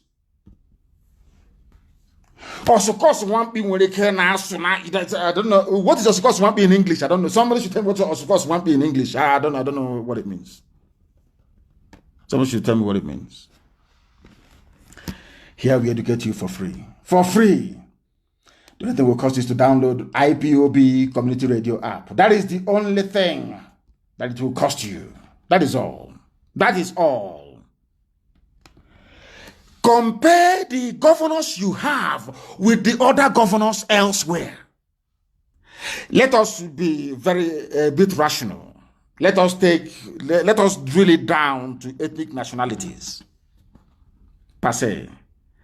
Where is Governor Autumn from? We are told that it is Fulani, Yoruba, and the Igbo that are the major so-called tribes in the zoo. Is that correct? So Samuel Autumn is not from a major tribe. And if anybody needs to be scared as a governor, Governor Autumn should be very scared, isn't it? But he's not. Do you know that what Governor Autumn has said, no single so-called Igbo governor has been able to say it, with a sort of weak care, of course. Now and again, if he's going to be consistent, that remains to be seen. Look at Governor Autumn. Governor Autumn said that any Miyetti Allah they catch in Benue State, they will jail them. Can any Igbo governor say that? But Governor Autumn is on his own, just Benue State. He has no relatives to come to his rescue. But a group of 7, let us say 7 for now, including Delta and Rivers, 7 of them, they are terrified. They are terrified. Only one Governor Autumn, only one man can stand up against Miyetti Allah that 7 men cannot stand up against. That tells you the level of stranglehold they have over our people. They control the exercise over our lives. They are your political leaders. They are your governors. They are your this. What Governor Autumn managed to open his mouth to say, these 7 people cannot say it. Talk less of the whole of 11 of them. They cannot say it. That tells you the extent of the mess you're in. In his response to Miyetti Allah saying they form vigilante everywhere, Governor Autumn, through his chief press secretary, warned the Fulani organization not to come to his state, adding that their motive was to carry out their heinous activities to another level. In other words, a sitting governor is coming out and saying that Miyetti Allah is a terrorist group in the open. Something that not one single politician from the East can say it. Not one soul. Something. Is Governor Autumn from a major tribe? Are his people armed? Because when men have soul and conscience, when men can stand on their 2 feet, you don't push them about. Look at your governors. Can they say what? Can they stand up? Instead, they are putting Miyetti Allah in their own government in their states in the East. What does that tell you about them? Respect your governors, respect your political leaders. Yes, respect, but respect is reciprocal. Respect us by coming out to condemn what Miyetti Allah is doing. That is the least you can do. Governor Autumn has done it in Benue State. Why can't you do it? Because they promised all 7 of you presidency. All the 7 of you. And all of you are so foolish. That betrayal that is in our people. The foolish thing about it is that all of them think, oh, I'm not going to tell the Abia one. Abia will say, oh, I will not tell the guy in Imo that they have promised me the presidency. All I'm going to do is to undermine them. You see them working at cross purposes, fighting themselves, fooling themselves, deceiving themselves. Have you now come to the realization of what we have seen so far? Do you now accept that only IPOB can save you? Do you now see it? Do you now see it? Look at Governor. He's not from a majority tribe. No, not at all. He has nobody to help him. It's only him, but he's fighting the good fight. Look at your own governors. You want to respect. You want people to respect. Look at all of them, as cowardly as they are. As cowardly as they are. Ordinary Miyetia, the people that move cattle from place to place, they are the ones controlling the government houses in the east. And you people are not ashamed of yourselves. You have no shame. It's only to detail your politicians, to see if there is anybody that can buy in IPOB. Please start troubling IPOB. See if you can start fermenting trouble and convince them and put confusion. Mad people. Mad people everywhere. I hope you're following. These were the same governors that were against BSS. When I formed it, they said, no, we don't want it. But these are the same people now empowering Miyetti Yala to form vigilante outfit nationwide. Somebody wrote and said, I weep for Ndibo because our people no longer reason, our people no longer think clearly and properly. You have elders, you have the governors. When we formed, I can see things many years ahead. The same way that I saw the zoo today, I told you what they were going to do. We saw far ahead and said, for us to stop them from raping our sisters and kidnapping our mothers, the best thing for us to do is to form a security outfit. We floated BSS. The governors held a meeting. Even before the Fulani Janjaweed, they held a meeting and said, we proscribe IPOB. It was the Igbo governors that proscribed IPOB first. That is the truth. Let nobody run away from it. That is why today shame. Why? Because somebody promised them presidency. What does that tell you about them? What does that tell you about them? What does that tell you about them? Everything that you need to know. Everything that you need to know.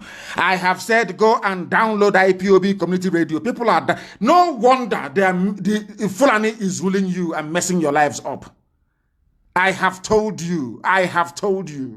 Go and download IPOB community radio and stop complaining. Just go and do as you're told and stop complaining. That's the thing about us. When it's time to be sensible, people don't have sense anymore. Please go and make sure you download IPOB community radio. Please make sure it's switched off onto each other. It stopped the whole thing you used to do. What is going on? Can you send it here, please? Somebody is trying to send me a very important information. A very important information. Please send it here. A very important they want to send to me. Send it here, please. Guardian. Excuse me, let me have a sip of water. I feel sorry for Zoom.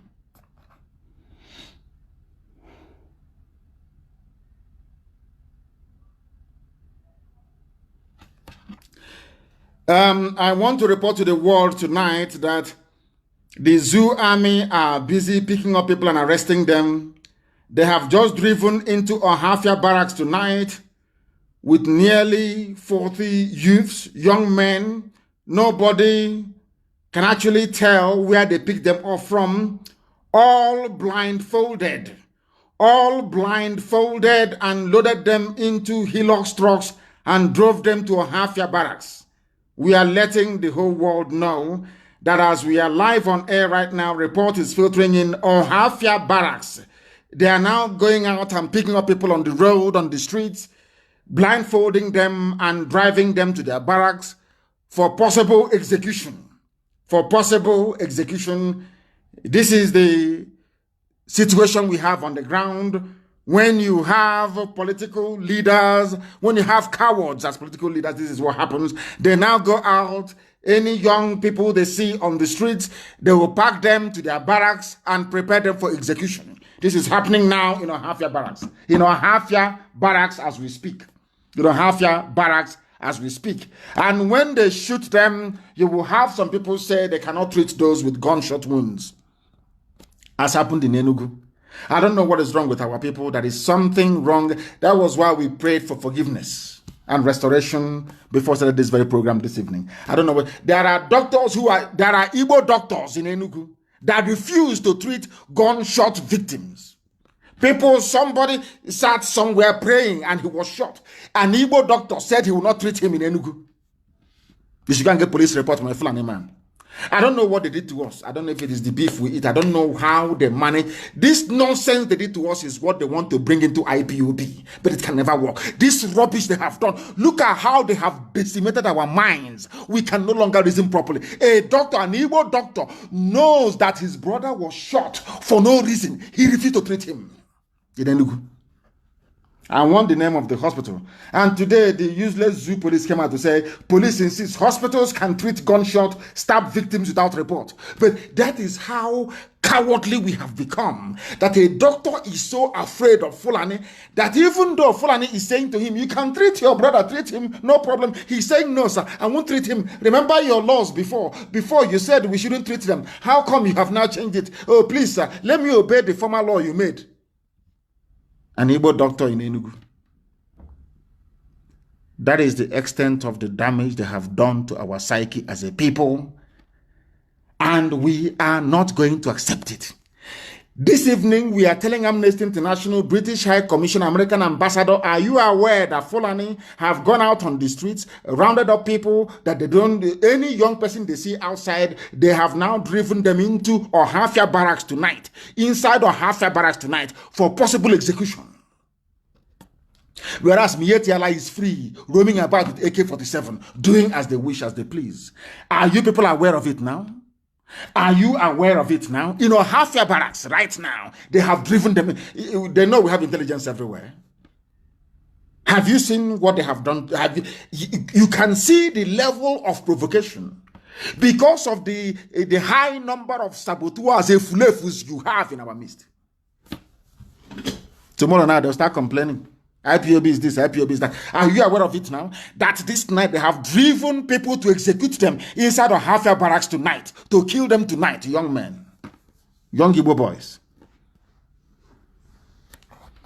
And you have a doctor, you have Igbo doctors saying they will not treat their own brothers. Their own brothers, they won't treat them because a Fulani man said don't treat. That was 3 years ago. Now, even though they have now changed the laws, they have come back to say, oh, please, we won't even treat them.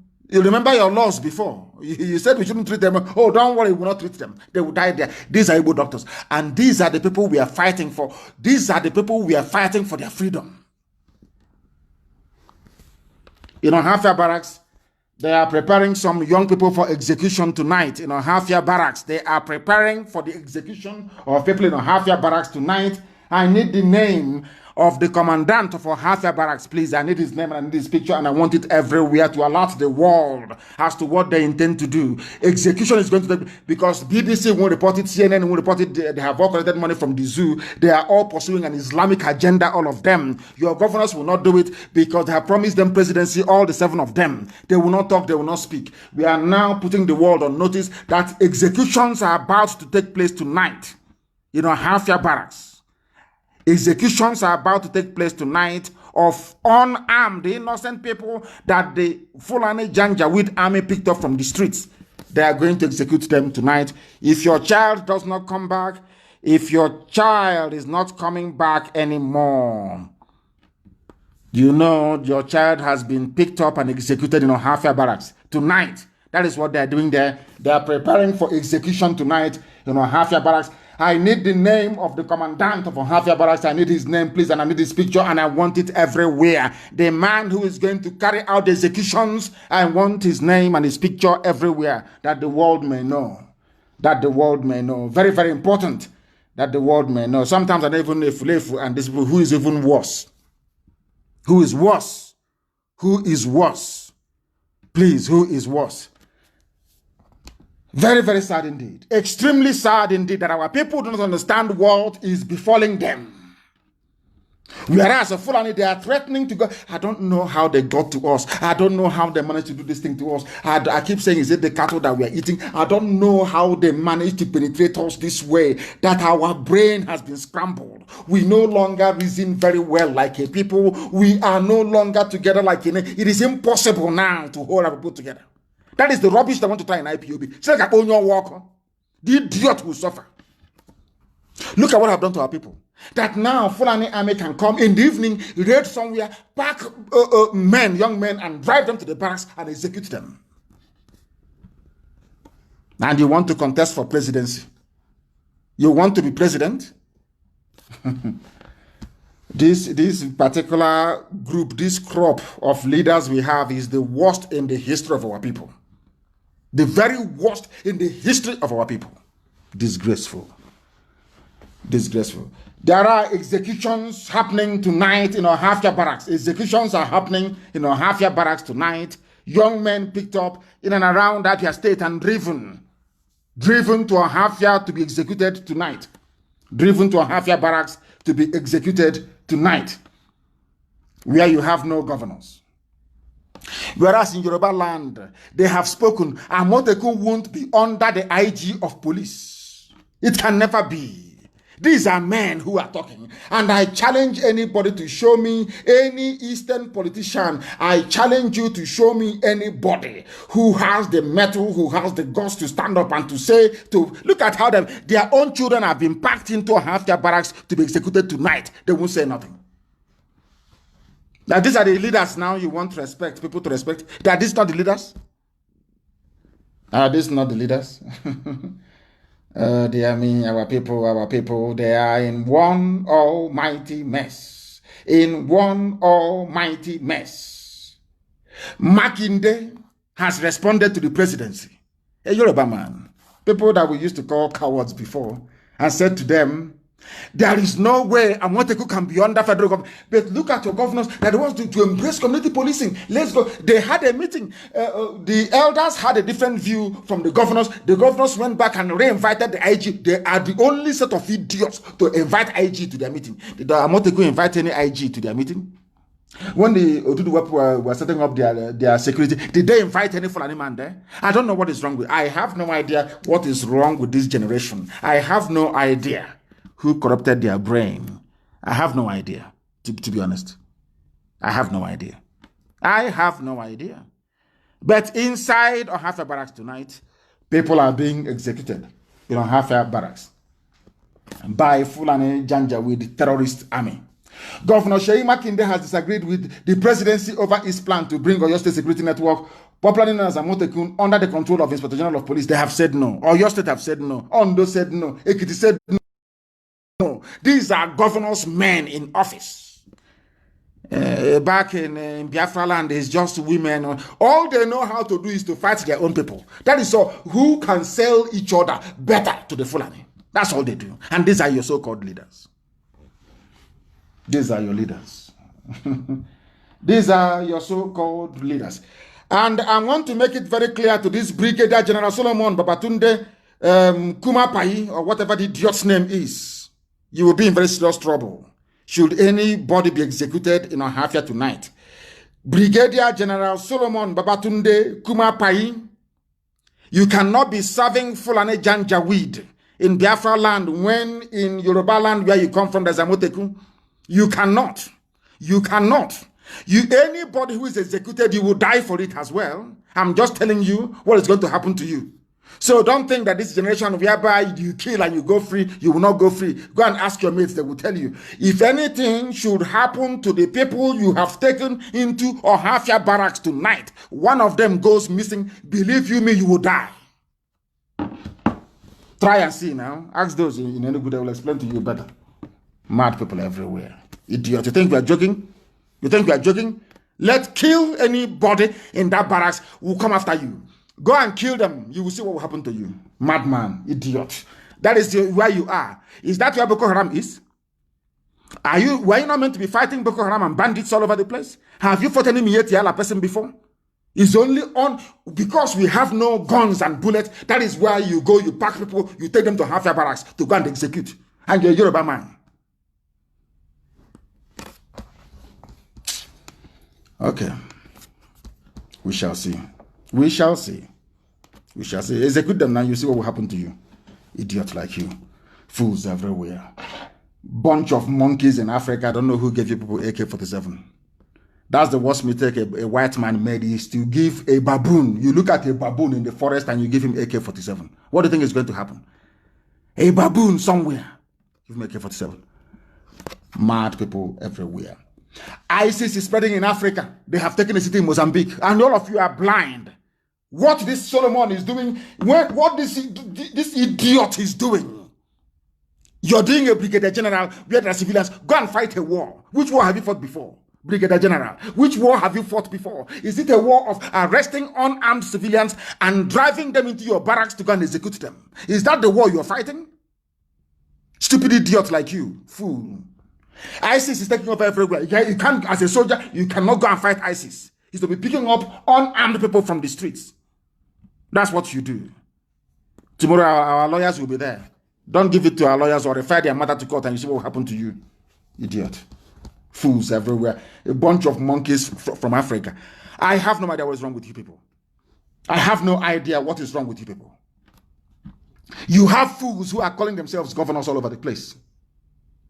All they do is they always justify their sabotage. They always justify the way they behave towards their own people. It is because of the stupidity of this so-called generation of useless leaders. That was why the zoo managed to sustain the narrative that Ojukwu went to war. If not for IPOB. If not for Radio Biafra. If not for Radio Biafra. If not for Radio Biafra. Stupid people everywhere. They call themselves, we are the leaders, we are the elite, we are in Abuja, we are in Lagos.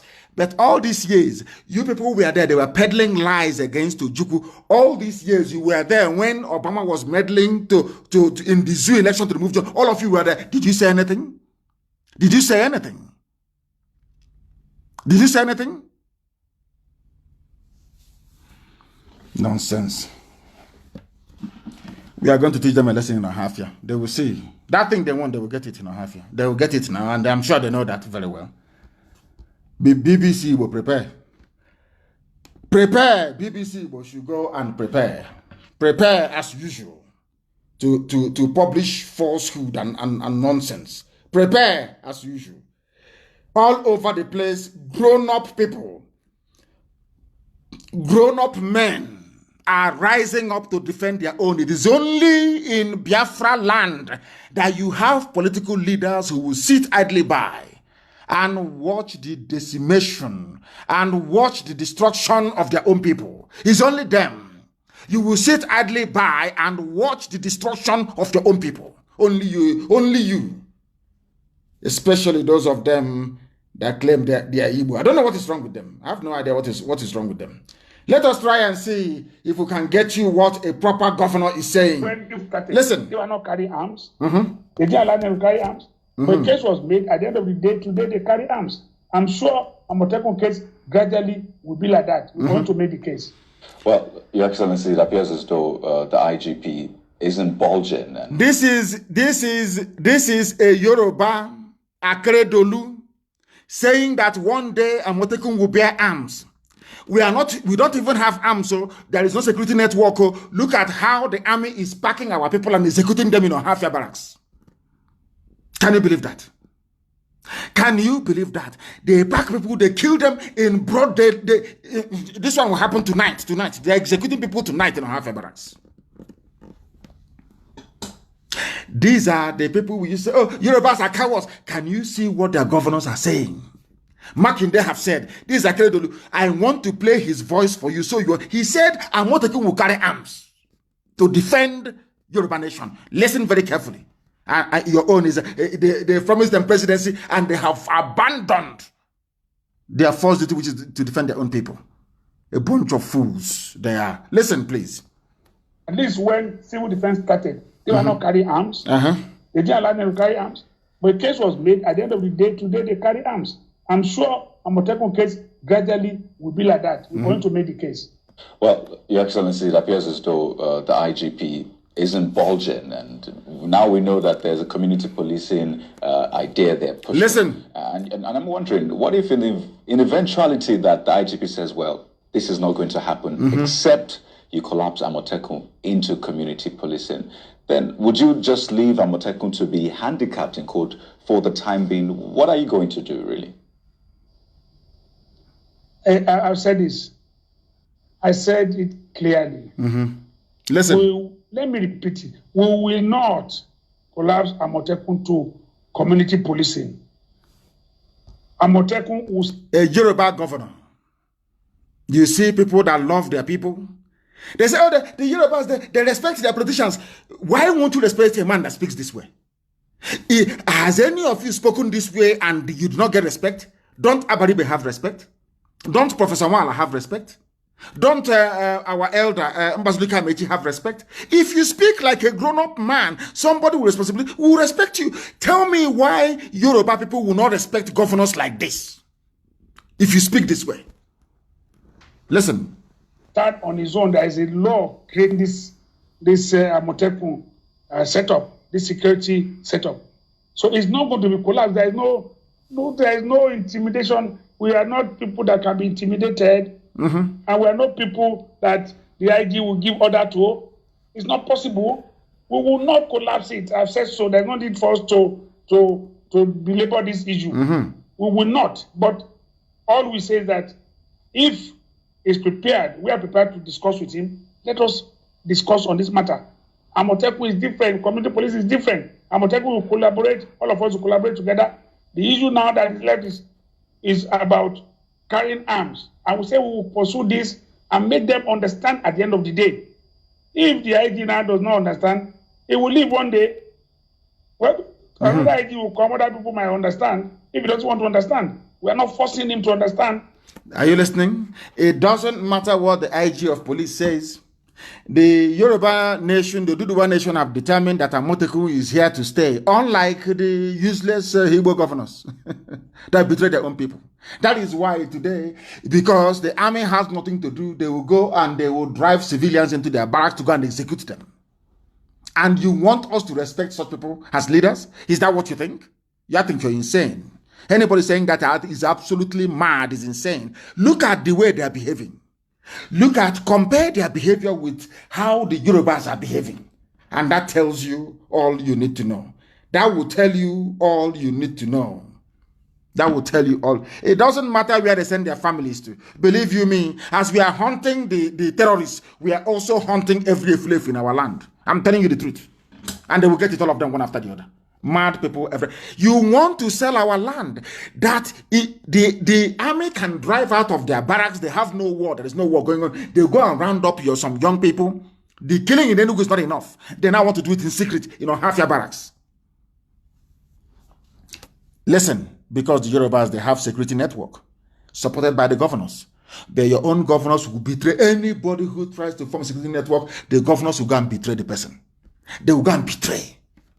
I don't know what type. I don't know this spirit, this evil spirit of betrayal. I don't know where it came from. It wasn't in our people before. I don't know for some reason. I don't know how come. Everybody is a potential betrayer. Somebody you think is a human being today, they wake up the next morning is a complete idiot talking rubbish. I don't know what is wrong with them. I don't know.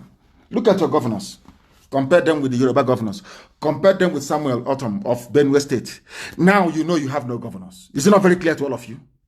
And idiots will come out, we want to run for presidency. Mad people everywhere. They think we are foolish. They think we are useless. They are in for a shock. Let them come out and campaign for their useless president. They can say whatever rubbish they like on the basis of me. Come out on the streets of Biafra and say, I want to be president. You see what will happen to you. It doesn't matter how you gossip. It doesn't matter how many professional petition writers you hire, how many idiots you recruit to be writing garbage for you.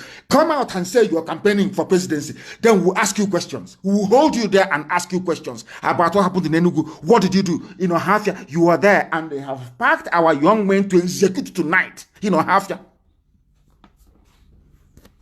Mad people everywhere. Mad people. Go and look at them. Or they are bringing water resources bill. Have you not heard about it? Have you not heard about it? They are bringing water resources bill. Have you not heard about it? And they will pass it, giving Fulani the right and access to every waterway. It will belong to them. You can do nothing. Absolutely nothing. You can't do anything unless you cannot do anything. And this was why they brought our people. And what is paining me, my anger, is that sometimes I keep asking Efulefus and saboteurs and potential saboteurs, are you not seeing all these things? What type of demon is in you that you cannot see all this danger and threat to your life and to your existence? Why can't you see all these things? Why are you that foolish that you cannot open your eyes and see all these things? What is wrong with all of you? Mad people everywhere. Reject National Water Resources Bill. It's another Ruga. Autumn, the same autumn is saying it. Can any governor in the East say this? The answer is no. All they're looking for is betray and gain favor from Fulani. Your betrayal is equals to the favors you get from Fulani. You're not ashamed of yourself. Ebonyi is gone. If not for IPOB. The same thing in Enugu. Everywhere we're battling these criminals. Behind the scenes, battling. Losing men every blessed day. And today, the Nigerian army is doing the work for Miyetti, a terrorist group, by arresting young men on the streets to execute them. And tomorrow you'll be talking nonsense, as most of you Efulefus are, and potential Efulefus as well. And then you see what will happen to you. It's only a matter of time. Somebody wrote very, very well. Do you see how the reason why I say the South is foolish? I don't know what is wrong with this. What I mean South is Oduduwa and Biafra put together. The stupidity of the South, I call it. You know they're floating a new NBA, the Northern Nigeria Bar Association, NNBA, because a midget was not invited to speak at NBA, whatever rubbish they call it. NBA, I don't have regard for NBA anyway, a bunch of idiots. They are not, they claim they are lawyers, but they are not lawyers. They are not lawyers. These are people that anyhow it goes. It doesn't matter. They are not. I don't see them as lawyers. I don't have regard for them as lawyers. Can never be lawyers because proper lawyers do not behave the way they do. Proper lawyers do not behave the way they do. They don't behave the way they do. These are lawyers because a northern governor was asked not to attend or was disinvited to a program by MBA. These are your so-called one Nigeria lawyers. They went and formed their own Northern Nigeria Bar Association. But all of you so-called lawyers from the South, you were there when Onoren was removed. All of you were there. Did you form Southern Bar Association? Did you even protest? The answer is no. Do you see this? I don't know what it is. This almost collective stupidity of the South. They removed Onoren. Between the removal of Onogen and this invite or this invitation of the midget El Rufai, which one is greater? Which one is of more importance, legally and otherwise, and morally? Because their chief terrorist, who is a governor, because you disinvited him to an event, they are forming their own MBA. If there's such a thing were to happen now, the first person to float the idea from the South, you will see other people gang up against him and sell him to the Fulani. I keep saying this treachery and the Fulefuism, how does it even get into you people in the first place? If I wanted to be an Efulefu, when they were offering me heaven and earth in detention, I would have taken it. Why don't people ever learn from us? Learn from those of us. Why is this sabo tendency in the South? I'm asking again. I'm asking the useless, foolish Nigeria Bar Association. When they illegally removed Onogen, why didn't you people form your own separate bar? Do you see the way the North behave, the Fulani behave? Because it's the Fulani that controls the North. North, I mean, is Arewa or North. Do you see the way they behave? How they look out for one another? Tell me why they won't love each other. Why they will not fight for each other. Why they will not respect each other. Tell me why. But your job is to sell. Your job is to sell each other. That is your job. Even what is supposed to cause quarrel and everything is you twist and twist and twist until it becomes a problem. And then you find excuse to become a traitor. Always, all we are looking for is how can I become a legitimate traitor? Everybody has a grievance. Every idiot, if not the way you woke up in the morning, is what you're wearing, is the way you spoke, the way you stood up, the way you follow Judaism, the way there must be an excuse for a sabot. Every saboteur has an excuse to become a saboteur. But they cannot see me yet in their backyard. They cannot see that the young men are being executed in cold blood. You know, half your barracks tonight, they will never see it. I don't know what is wrong with them. They can see that the North has formed their own NBA, Northern Nigeria Bar Association, because a governor was not invited to an event, whereas a sitting chief justice was removed illegally. They did nothing. What does that tell you about these people? Do you see how they have damaged us from within? These guys, they're like a disease. They've gone into us and they've been eating us from within since after the war. Now we are decaying on the outside and they have come for the kill. And we cannot do anything about it. Absolutely nothing. Onogan was removed. There was no noise. No noise. This is... Can you... Now, let me put it to you this way. Are you telling me now that perchance... Osibajo is sworn in as the president since Buhari is long dead since 2017. And Osibajo will now remove Tanko. What do you think will happen? The aeroplane tunnel. Do you think anybody can remove him? Remove him now, you see what will happen to you. You cannot remove him. Because they are united. They know what they want. They know what... But our own is that wretched, useless idiot from the back will always raise up his hand, ask a foolish question, and then run to the Fulani camp to go and become a full-time saboteur.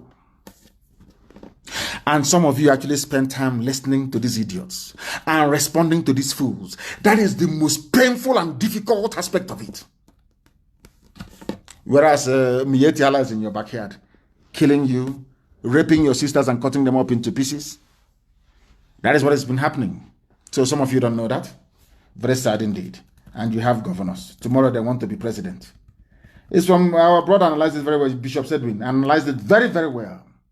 He called them Undin Zuzu. Always their brain is only against their own people. You see them intellectualized and talking rubbish only against their own people. When we formed the BSS, they were all talking their usual garbage. Look at Yoruba with Amoteku. Any dissenting voice? Look at the terrorist Mieti Allah. Look at the Fulani. Any dissenting voice? It's only you people. Notice me. Everybody wants to be noticed. Every idiot wants to be noticed. Every fool, notice me. Notice me. Not because you're fighting your enemies, but because you're fighting your own brother. That is when you have strength and energy. They have formed Northern Nigeria Bar Association because you did not invite their hitman, their main governor, the chief sponsor of terrorists in the North. Onogan was removed, gone. The DSS director was removed, gone. All of you are there, sheepishly looking like the fools. All you do is, APC is doing very well. We must support APC. Be so that they can give you money from the North. So Fulani can sprinkle some cash in front of you. That is how wretched, how hopeless, how useless your lives are. Useless to the core. And you think we can compromise? We can join you in your nonsense? You are talking rubbish. When other governors are busy protecting their land, talking about their people, that they will not allow any nonsense to happen in their land, your own governors are busy calling DSS or Fulani to go and arrest pensioners who are protesting. The Supreme Court governor. These are leaders. These are the people that some stupid elders, this is the idiot that some stupid elders went to say, oh, congratulations, you're here now. Forgetting that he had won the election. People without principle, people without gumption, people without scruples, people without morals, none whatsoever. Anywhere they see the cash, they follow. Anywhere they see envy, they invest in envy. The same way people invest in business, that is how they invest their time and energy into envy to look for how to do sabo work. Sabo. This is the result of it. Now you have people who put them. Supreme Court governor, calling Fulani DSS to come and punish his fathers for asking for their money pensions. This is the type of leadership we have in Biafra. This is the type of, hey, do you see the battles we need to fight? Do you see the obstacles we need to overcome? Do you see why we do what we do and the way we do it? Hope Uzodinma, protesting pensioners in Imo State, accuse Hope Uzodinma, the Supreme Court governor, of using DSS to intimidate them. People came asking for their pensions. Your father's age mate, and you're calling DSS Fulani secret police to come and arrest them. This is our history. This is the life of our people. Sabo everywhere. It is this present breed of leadership we have now. It is the worst of the worst since history began. This is the worst set of leaders we've ever had. The worst set ever. You're calling Fulani DSS to intimidate your own parents. And you're telling me that all is well with us. And all they can say is Igbo president will transform Nigeria. Let me keep saying it. Let these people keep fooling themselves until the game will set is now setting a bit, until it will set properly. Let them come out to campaign, and then we'll see what will happen to them. Mad people everywhere. That's all they care about. Who will be governor? Who will be president? That is all that matters to them. Yet Yala can kill us. Our villages can be turned into Fulani Emirates. They don't care. All they care about is political office and to make money for themselves and their children. That's all they care about. Mad people. Come and do presidency. President will go about mad people everywhere. Mad people everywhere. Nigeria Bar Association fell apart because Northerners said you must invite a Fulani man. You must, because they own the place. Compare the attitude of Fulani lawyers to the attitude of the idiots from the south claiming they are lawyers. Compare the two. If not now that some people came out through Nzuko Mona to say, we are going to file a case. This killing is too much. We are going to file a case. Prepare another case because executions are going on right now in Ohafia as I speak. Executions are happening right now in Ohafia as I speak. So prepare more papers. Do you think Fulani understand law court? They understand paper. The only thing they understand is AK-47 and rocket propelled grenade. That's the only thing they have, the only language they understand. All this rubbish filing of papers, it doesn't concern them. A Fulani judge went to court. They asked him, this prosecution by IPOB, what are you basing it on? He said he's basing it upon a Punch publication. Punch newspaper published something against IPOB. Because of that, I am basing my ruling on what a newspaper said in Yoruba land. You don't know that? It's the ruling. ADF took the police to court about Operation Python Dance. A Fulani judge in Enugu ruled that the Python Dance was justified because of what Punch newspaper wrote. Some of you don't know that. No, you don't know. But now you know. Now you know. You don't know what you're in for. You don't know how many enemies you're facing. You don't know. Now, the actor died. His name is Chadwick. His picture is everywhere. People are mourning him. Chadwick is dead. And I was asking myself, since 2 days ago, I've been asking myself, I've been praying to God, and that was why I prayed for forgiveness this evening. I was asking God, are you sure you actually, that these are the same great people you once made? Are you sure we are descended from those people? Your own people died. 21 of them were shot dead. You are siding the Fulani that killed your own people. But an actor died. All of you are all mourning him. An actor that did nothing for you, of course, an entertainer. I respect that, and I regret the fact that he's dead. Of course, he died from cancer. Fulani came and shot 21 of your young men. Instead, you're siding Fulani.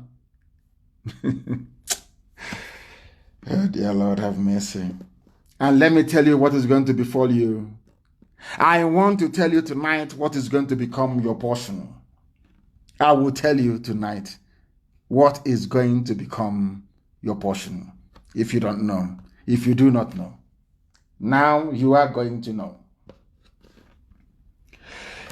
I want everybody to look at the case of Southern Kaduna, because we have our efulefuism has gotten to the point whereby we don't even see danger anymore.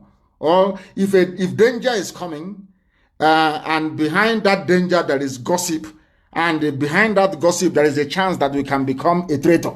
we can become a saboteur. We allow that danger to consume us. Because we are focused on how to gossip. We are focused on how to become a traitor. If we live. Let me tell you about Southern Kaduna. The creation of 4 emirates in Southern Kaduna was a declaration of war that went unnoticed. It's an article. Do you know they have declared 4 emirates in Southern Kaduna? Are you aware of that? Do you see how they roll? Why they say, oh, let's live in unity. Unity of this country. Let's unite together and unite under the mango tree. Unite under Dogon tree. All that rubbish. Meanwhile, as they are talking about unity, as I told you will happen in Biafra land if care is not taken, they have created 4 emirates in Southern Kaduna. Are you aware of that? 4 emirates in Southern Kaduna. That is what's going to happen to our land. But meanwhile, all that preoccupies you is how do I gossip? Oh, how do I develop my Osokos Wampi to reach the high level where I can now become a full-time Sabo? That's what is happening to us. But meanwhile, in Southern Kaduna, as I've warned you, you see how they're creeping, they're coming south slowly. Look at how they decimated Hausa people and all the other minority tribes over there, and they're creeping and creeping and creeping. They are now in Southern Kaduna. Once they finish, they will deal with the baggy in Abuja, and now they move down, and we are taken. And Britain will support them all the way. The Arab world will support them all the way. Islamic communities all over the world will support them all the way. But you, to try and develop the Anglican church that came to your land, they have abandoned you. Roman Catholic Church that came to your land, they have abandoned all of you. None of them can speak against what is happening. They can never speak because they are all part of a wider Muslim one world religion alliance. You don't know that? People go to church singing hallelujah every day. You don't know the headquarters of hallelujah have sold you out to Islam. They've sold you out. You don't know that? Tell me where they are killing Muslims and you don't hear Muslim leaders and imams speak out. It is only in Christianity that Christians are being murdered. You don't hear the Archbishop of Canterbury will not say anything. Pope will not say anything. Instead, he say, I'm praying to Virgin Mary to intercede. All the Episcopal churches in America, they're not saying anything. Nothing. All the New Age Pentecostal churches, nothing. It is only in Christianity that they are killing people and nobody will talk. Now, the Southern Kaduna, they are Christians. They are now getting emirates, 4 emirates. With the help of the Muslim world. And people are still suffering because when there's somebody answering Abdullahi Musa will come and make fun of you and Israel and the Hebrew and your Jewishness and you capitulate. But he has no connection to the Arab world, no connection whatsoever. Only through conquest, religion. His name is Arabic. He's proud of his Arabic heritage, very proud. But he will make you to be ashamed of your own heritage. Are you not a fool? Are you not an idiot? Because of that tendency, I want to stand out. I want to be the troublemaker. You know, if you go to a village meeting sometimes, there are some idiots that want to be noticed. You will see them. If once does anybody have a question, they will raise their hand up because they want to be noticed. They want people to notice them that they are there. Not that they have anything important to say or any important question to ask. That tells you all you need to know. All you need to know about our people. And now, Southern Kaduna, they are getting it. They are the ones that fought against Biafra and said, oh, Biafra is this, Ojukwu is that. But now, we have blown open their lies. You can now see the number of enemies that you have, can't you? You can now see it very clearly in broad daylight. Now, today, in Southern Kaduna, they are suffering it. In Southern Kaduna, they are about to get new emirates. And they are gone. That was why our good friend, Dr. Bodaya Mailafia, said that Nigeria is not a normal country. It is not normal. It takes only a fool. I tweeted it yesterday. Only a complete idiot can believe in one. Anybody, once I see you and say, I'm in Nigeria, I believe in Nigeria, I know you are a complete and utter idiot. A complete and utter fool. A complete and utter idiot. You have no brain. I'm going to go very shortly to see what Dr. Mailafia actually had to say. Of course, our FM is live in Kanu now. We are broadcasting in Kanu. We are live and direct in Kanu. That's how we should be. And people are busy talking rubbish. Whereas we are live and direct in Kanu. Now, listen very carefully to this. Dr. Obadiah Mailafia said, there is something abnormal about Nigeria. Something abnormal. He said, there is something abnormal about our country. Nigeria is a country that hates the truth. And that is not normal at all. That is why, Nnamdi Kanu this, Nnamdi Kanu that, because they hate the truth. Nobody can come out to fault anything that I've said. No human being, no bagger can do it. It's the way he insults people. How, if look at the man, he's telling you that you are living in a country that is abnormal. How can I talk to you normally? You are an abnormal person for accepting an abnormality. The zoo is an abnormality. Nigeria is an abnormal creation by a white man and a white woman. It should not stand. It cannot stand. Not today, not tomorrow. Not ever. That is why the Fulanis, imagine if Azikiwe had resisted. We will have the case of Mietiala today. Will our land, will it be taken over by Mietiala? Fulani Janjaweed terrorists? Had Zik, that time they were telling Zik, this your one Nigeria will consume also. He said no, it won't. Today, has it not consumed us? Have you seen what one man's inordinate ambition has brought to our people? 5 million dead between 66 to 1970. Killings going on till this very day, till this very precise moment. Even this night, executions happening in Ohafia this night. Because one man said, I want to be a Nigerian. Some of you do not think about the consequences of your actions until it's too late. Until it is too late. Very, very sad indeed. I'll continue with what Dr. Obadiah Mailafia said. He said, these killings going on constitute an existential threat. I don't know why, for the life of me, that people tolerate the killings and think it's okay. People, black people, they see, like in Ohafia tonight, people are being killed right now as I speak in Ohafia barracks. Tomorrow, life will continue as normal. And that is why I believe that God is angry with black people. There is something very, very evil about the way black people condone evil. Black people tolerate evil. Something that no matter how you castigate white people, there are some things they will never tolerate. Never tolerate it. Dr. Mailafia said that it is not normal that people will tolerate this level of killings. And that when we speak and tell people about the reality of what we are facing now, they are more concerned about the sources, more concerned about political correctness. They have absolutely no concern about the holy matters that are being slaughtered. People are dying every day. People are going to be killed in Ohafia tonight. Young Igbo youths will be killed in Ohafia tonight by the commandant. He's not fighting Boko Haram. Not the bandits who are killing people, but all he does, he will drive out with his hillocks, with his AK-47, arrest some young men, drive them to the barracks, execute them, and bury them there. That's what they do.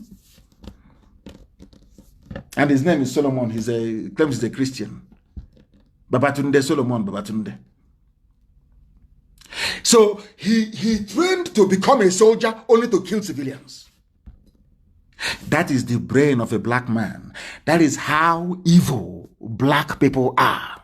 You are a trained soldier, but the only thing they train you to do is to kill unarmed, arrest them, and execute them. That is your job. And tomorrow, Mazi will buy him more hillocks. I don't know, whoever gave this crop of leadership to our people, it won't be well with that person. It can't be well with them. Dr. Mailafia is saying, why can't we face the reality that people are being killed? The children, the elderly, women, the youths being killed on a daily basis. That is my focus. Another thing to me is diversionary. That is how a man reasons. Every other thing you're telling Dr. Obadiah is minor. He is concentrating on the death of the innocent. What concerns you is how do I become saboteur? That is all that comes. That is the evil. And in IPOB is very, very funny.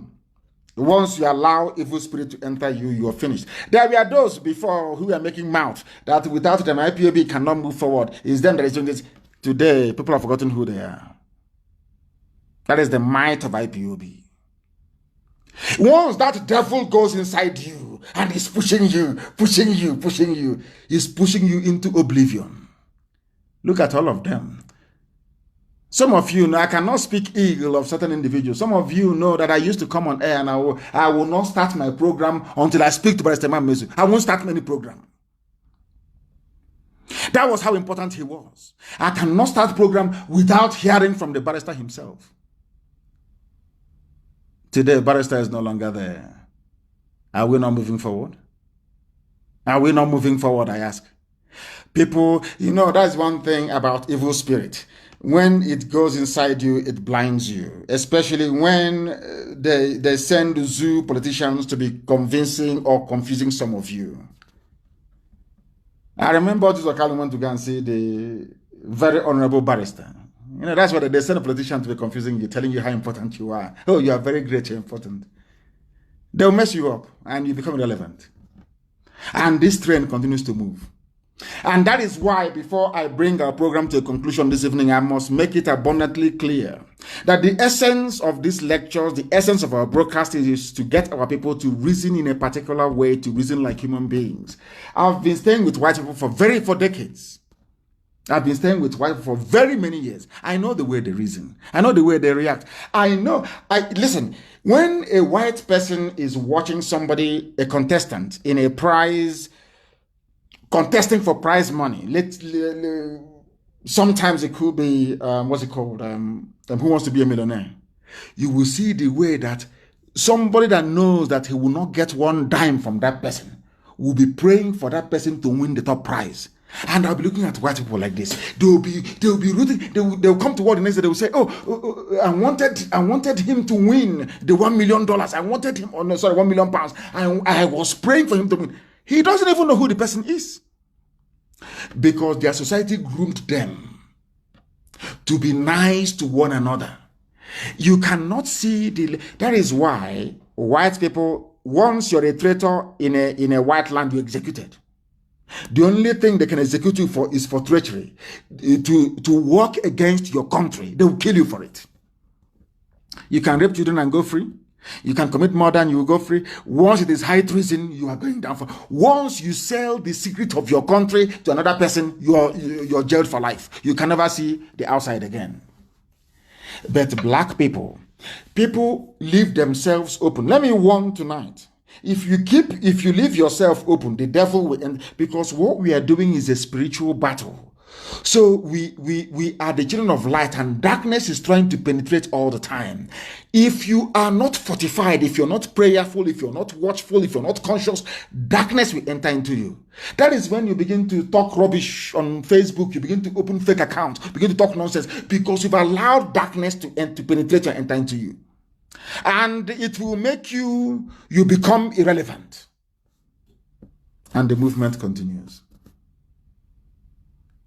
The movement continues. As I have said before, and I'll keep saying it, I lead IPOB. People do what I ask them to do. If you cannot do what I ask you to do, you get out of IPOB. You do what I ask you to do. If you get out, you will open a fake account, you will talk rubbish for 5 or 6 weeks, and you will be forgotten. Do you know that when I was in prison, was IPOB not moving ahead? But I was in prison.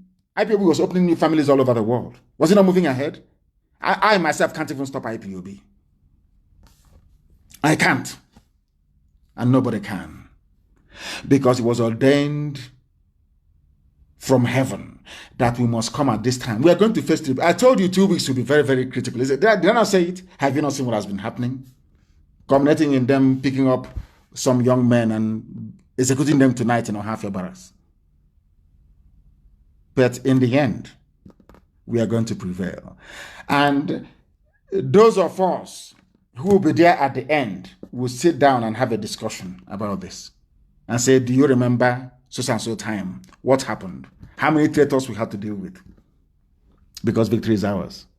And Chukwuka Kabem will take all the glory, praise, adoration, and honor. I thank you all very much for listening this very evening. And as I've said before, those of you who are in the habit, please, of disobeying your coordinators, this is from doing so. But if they ask you to do something horrible, then you know where and who to complain to. Very, very important.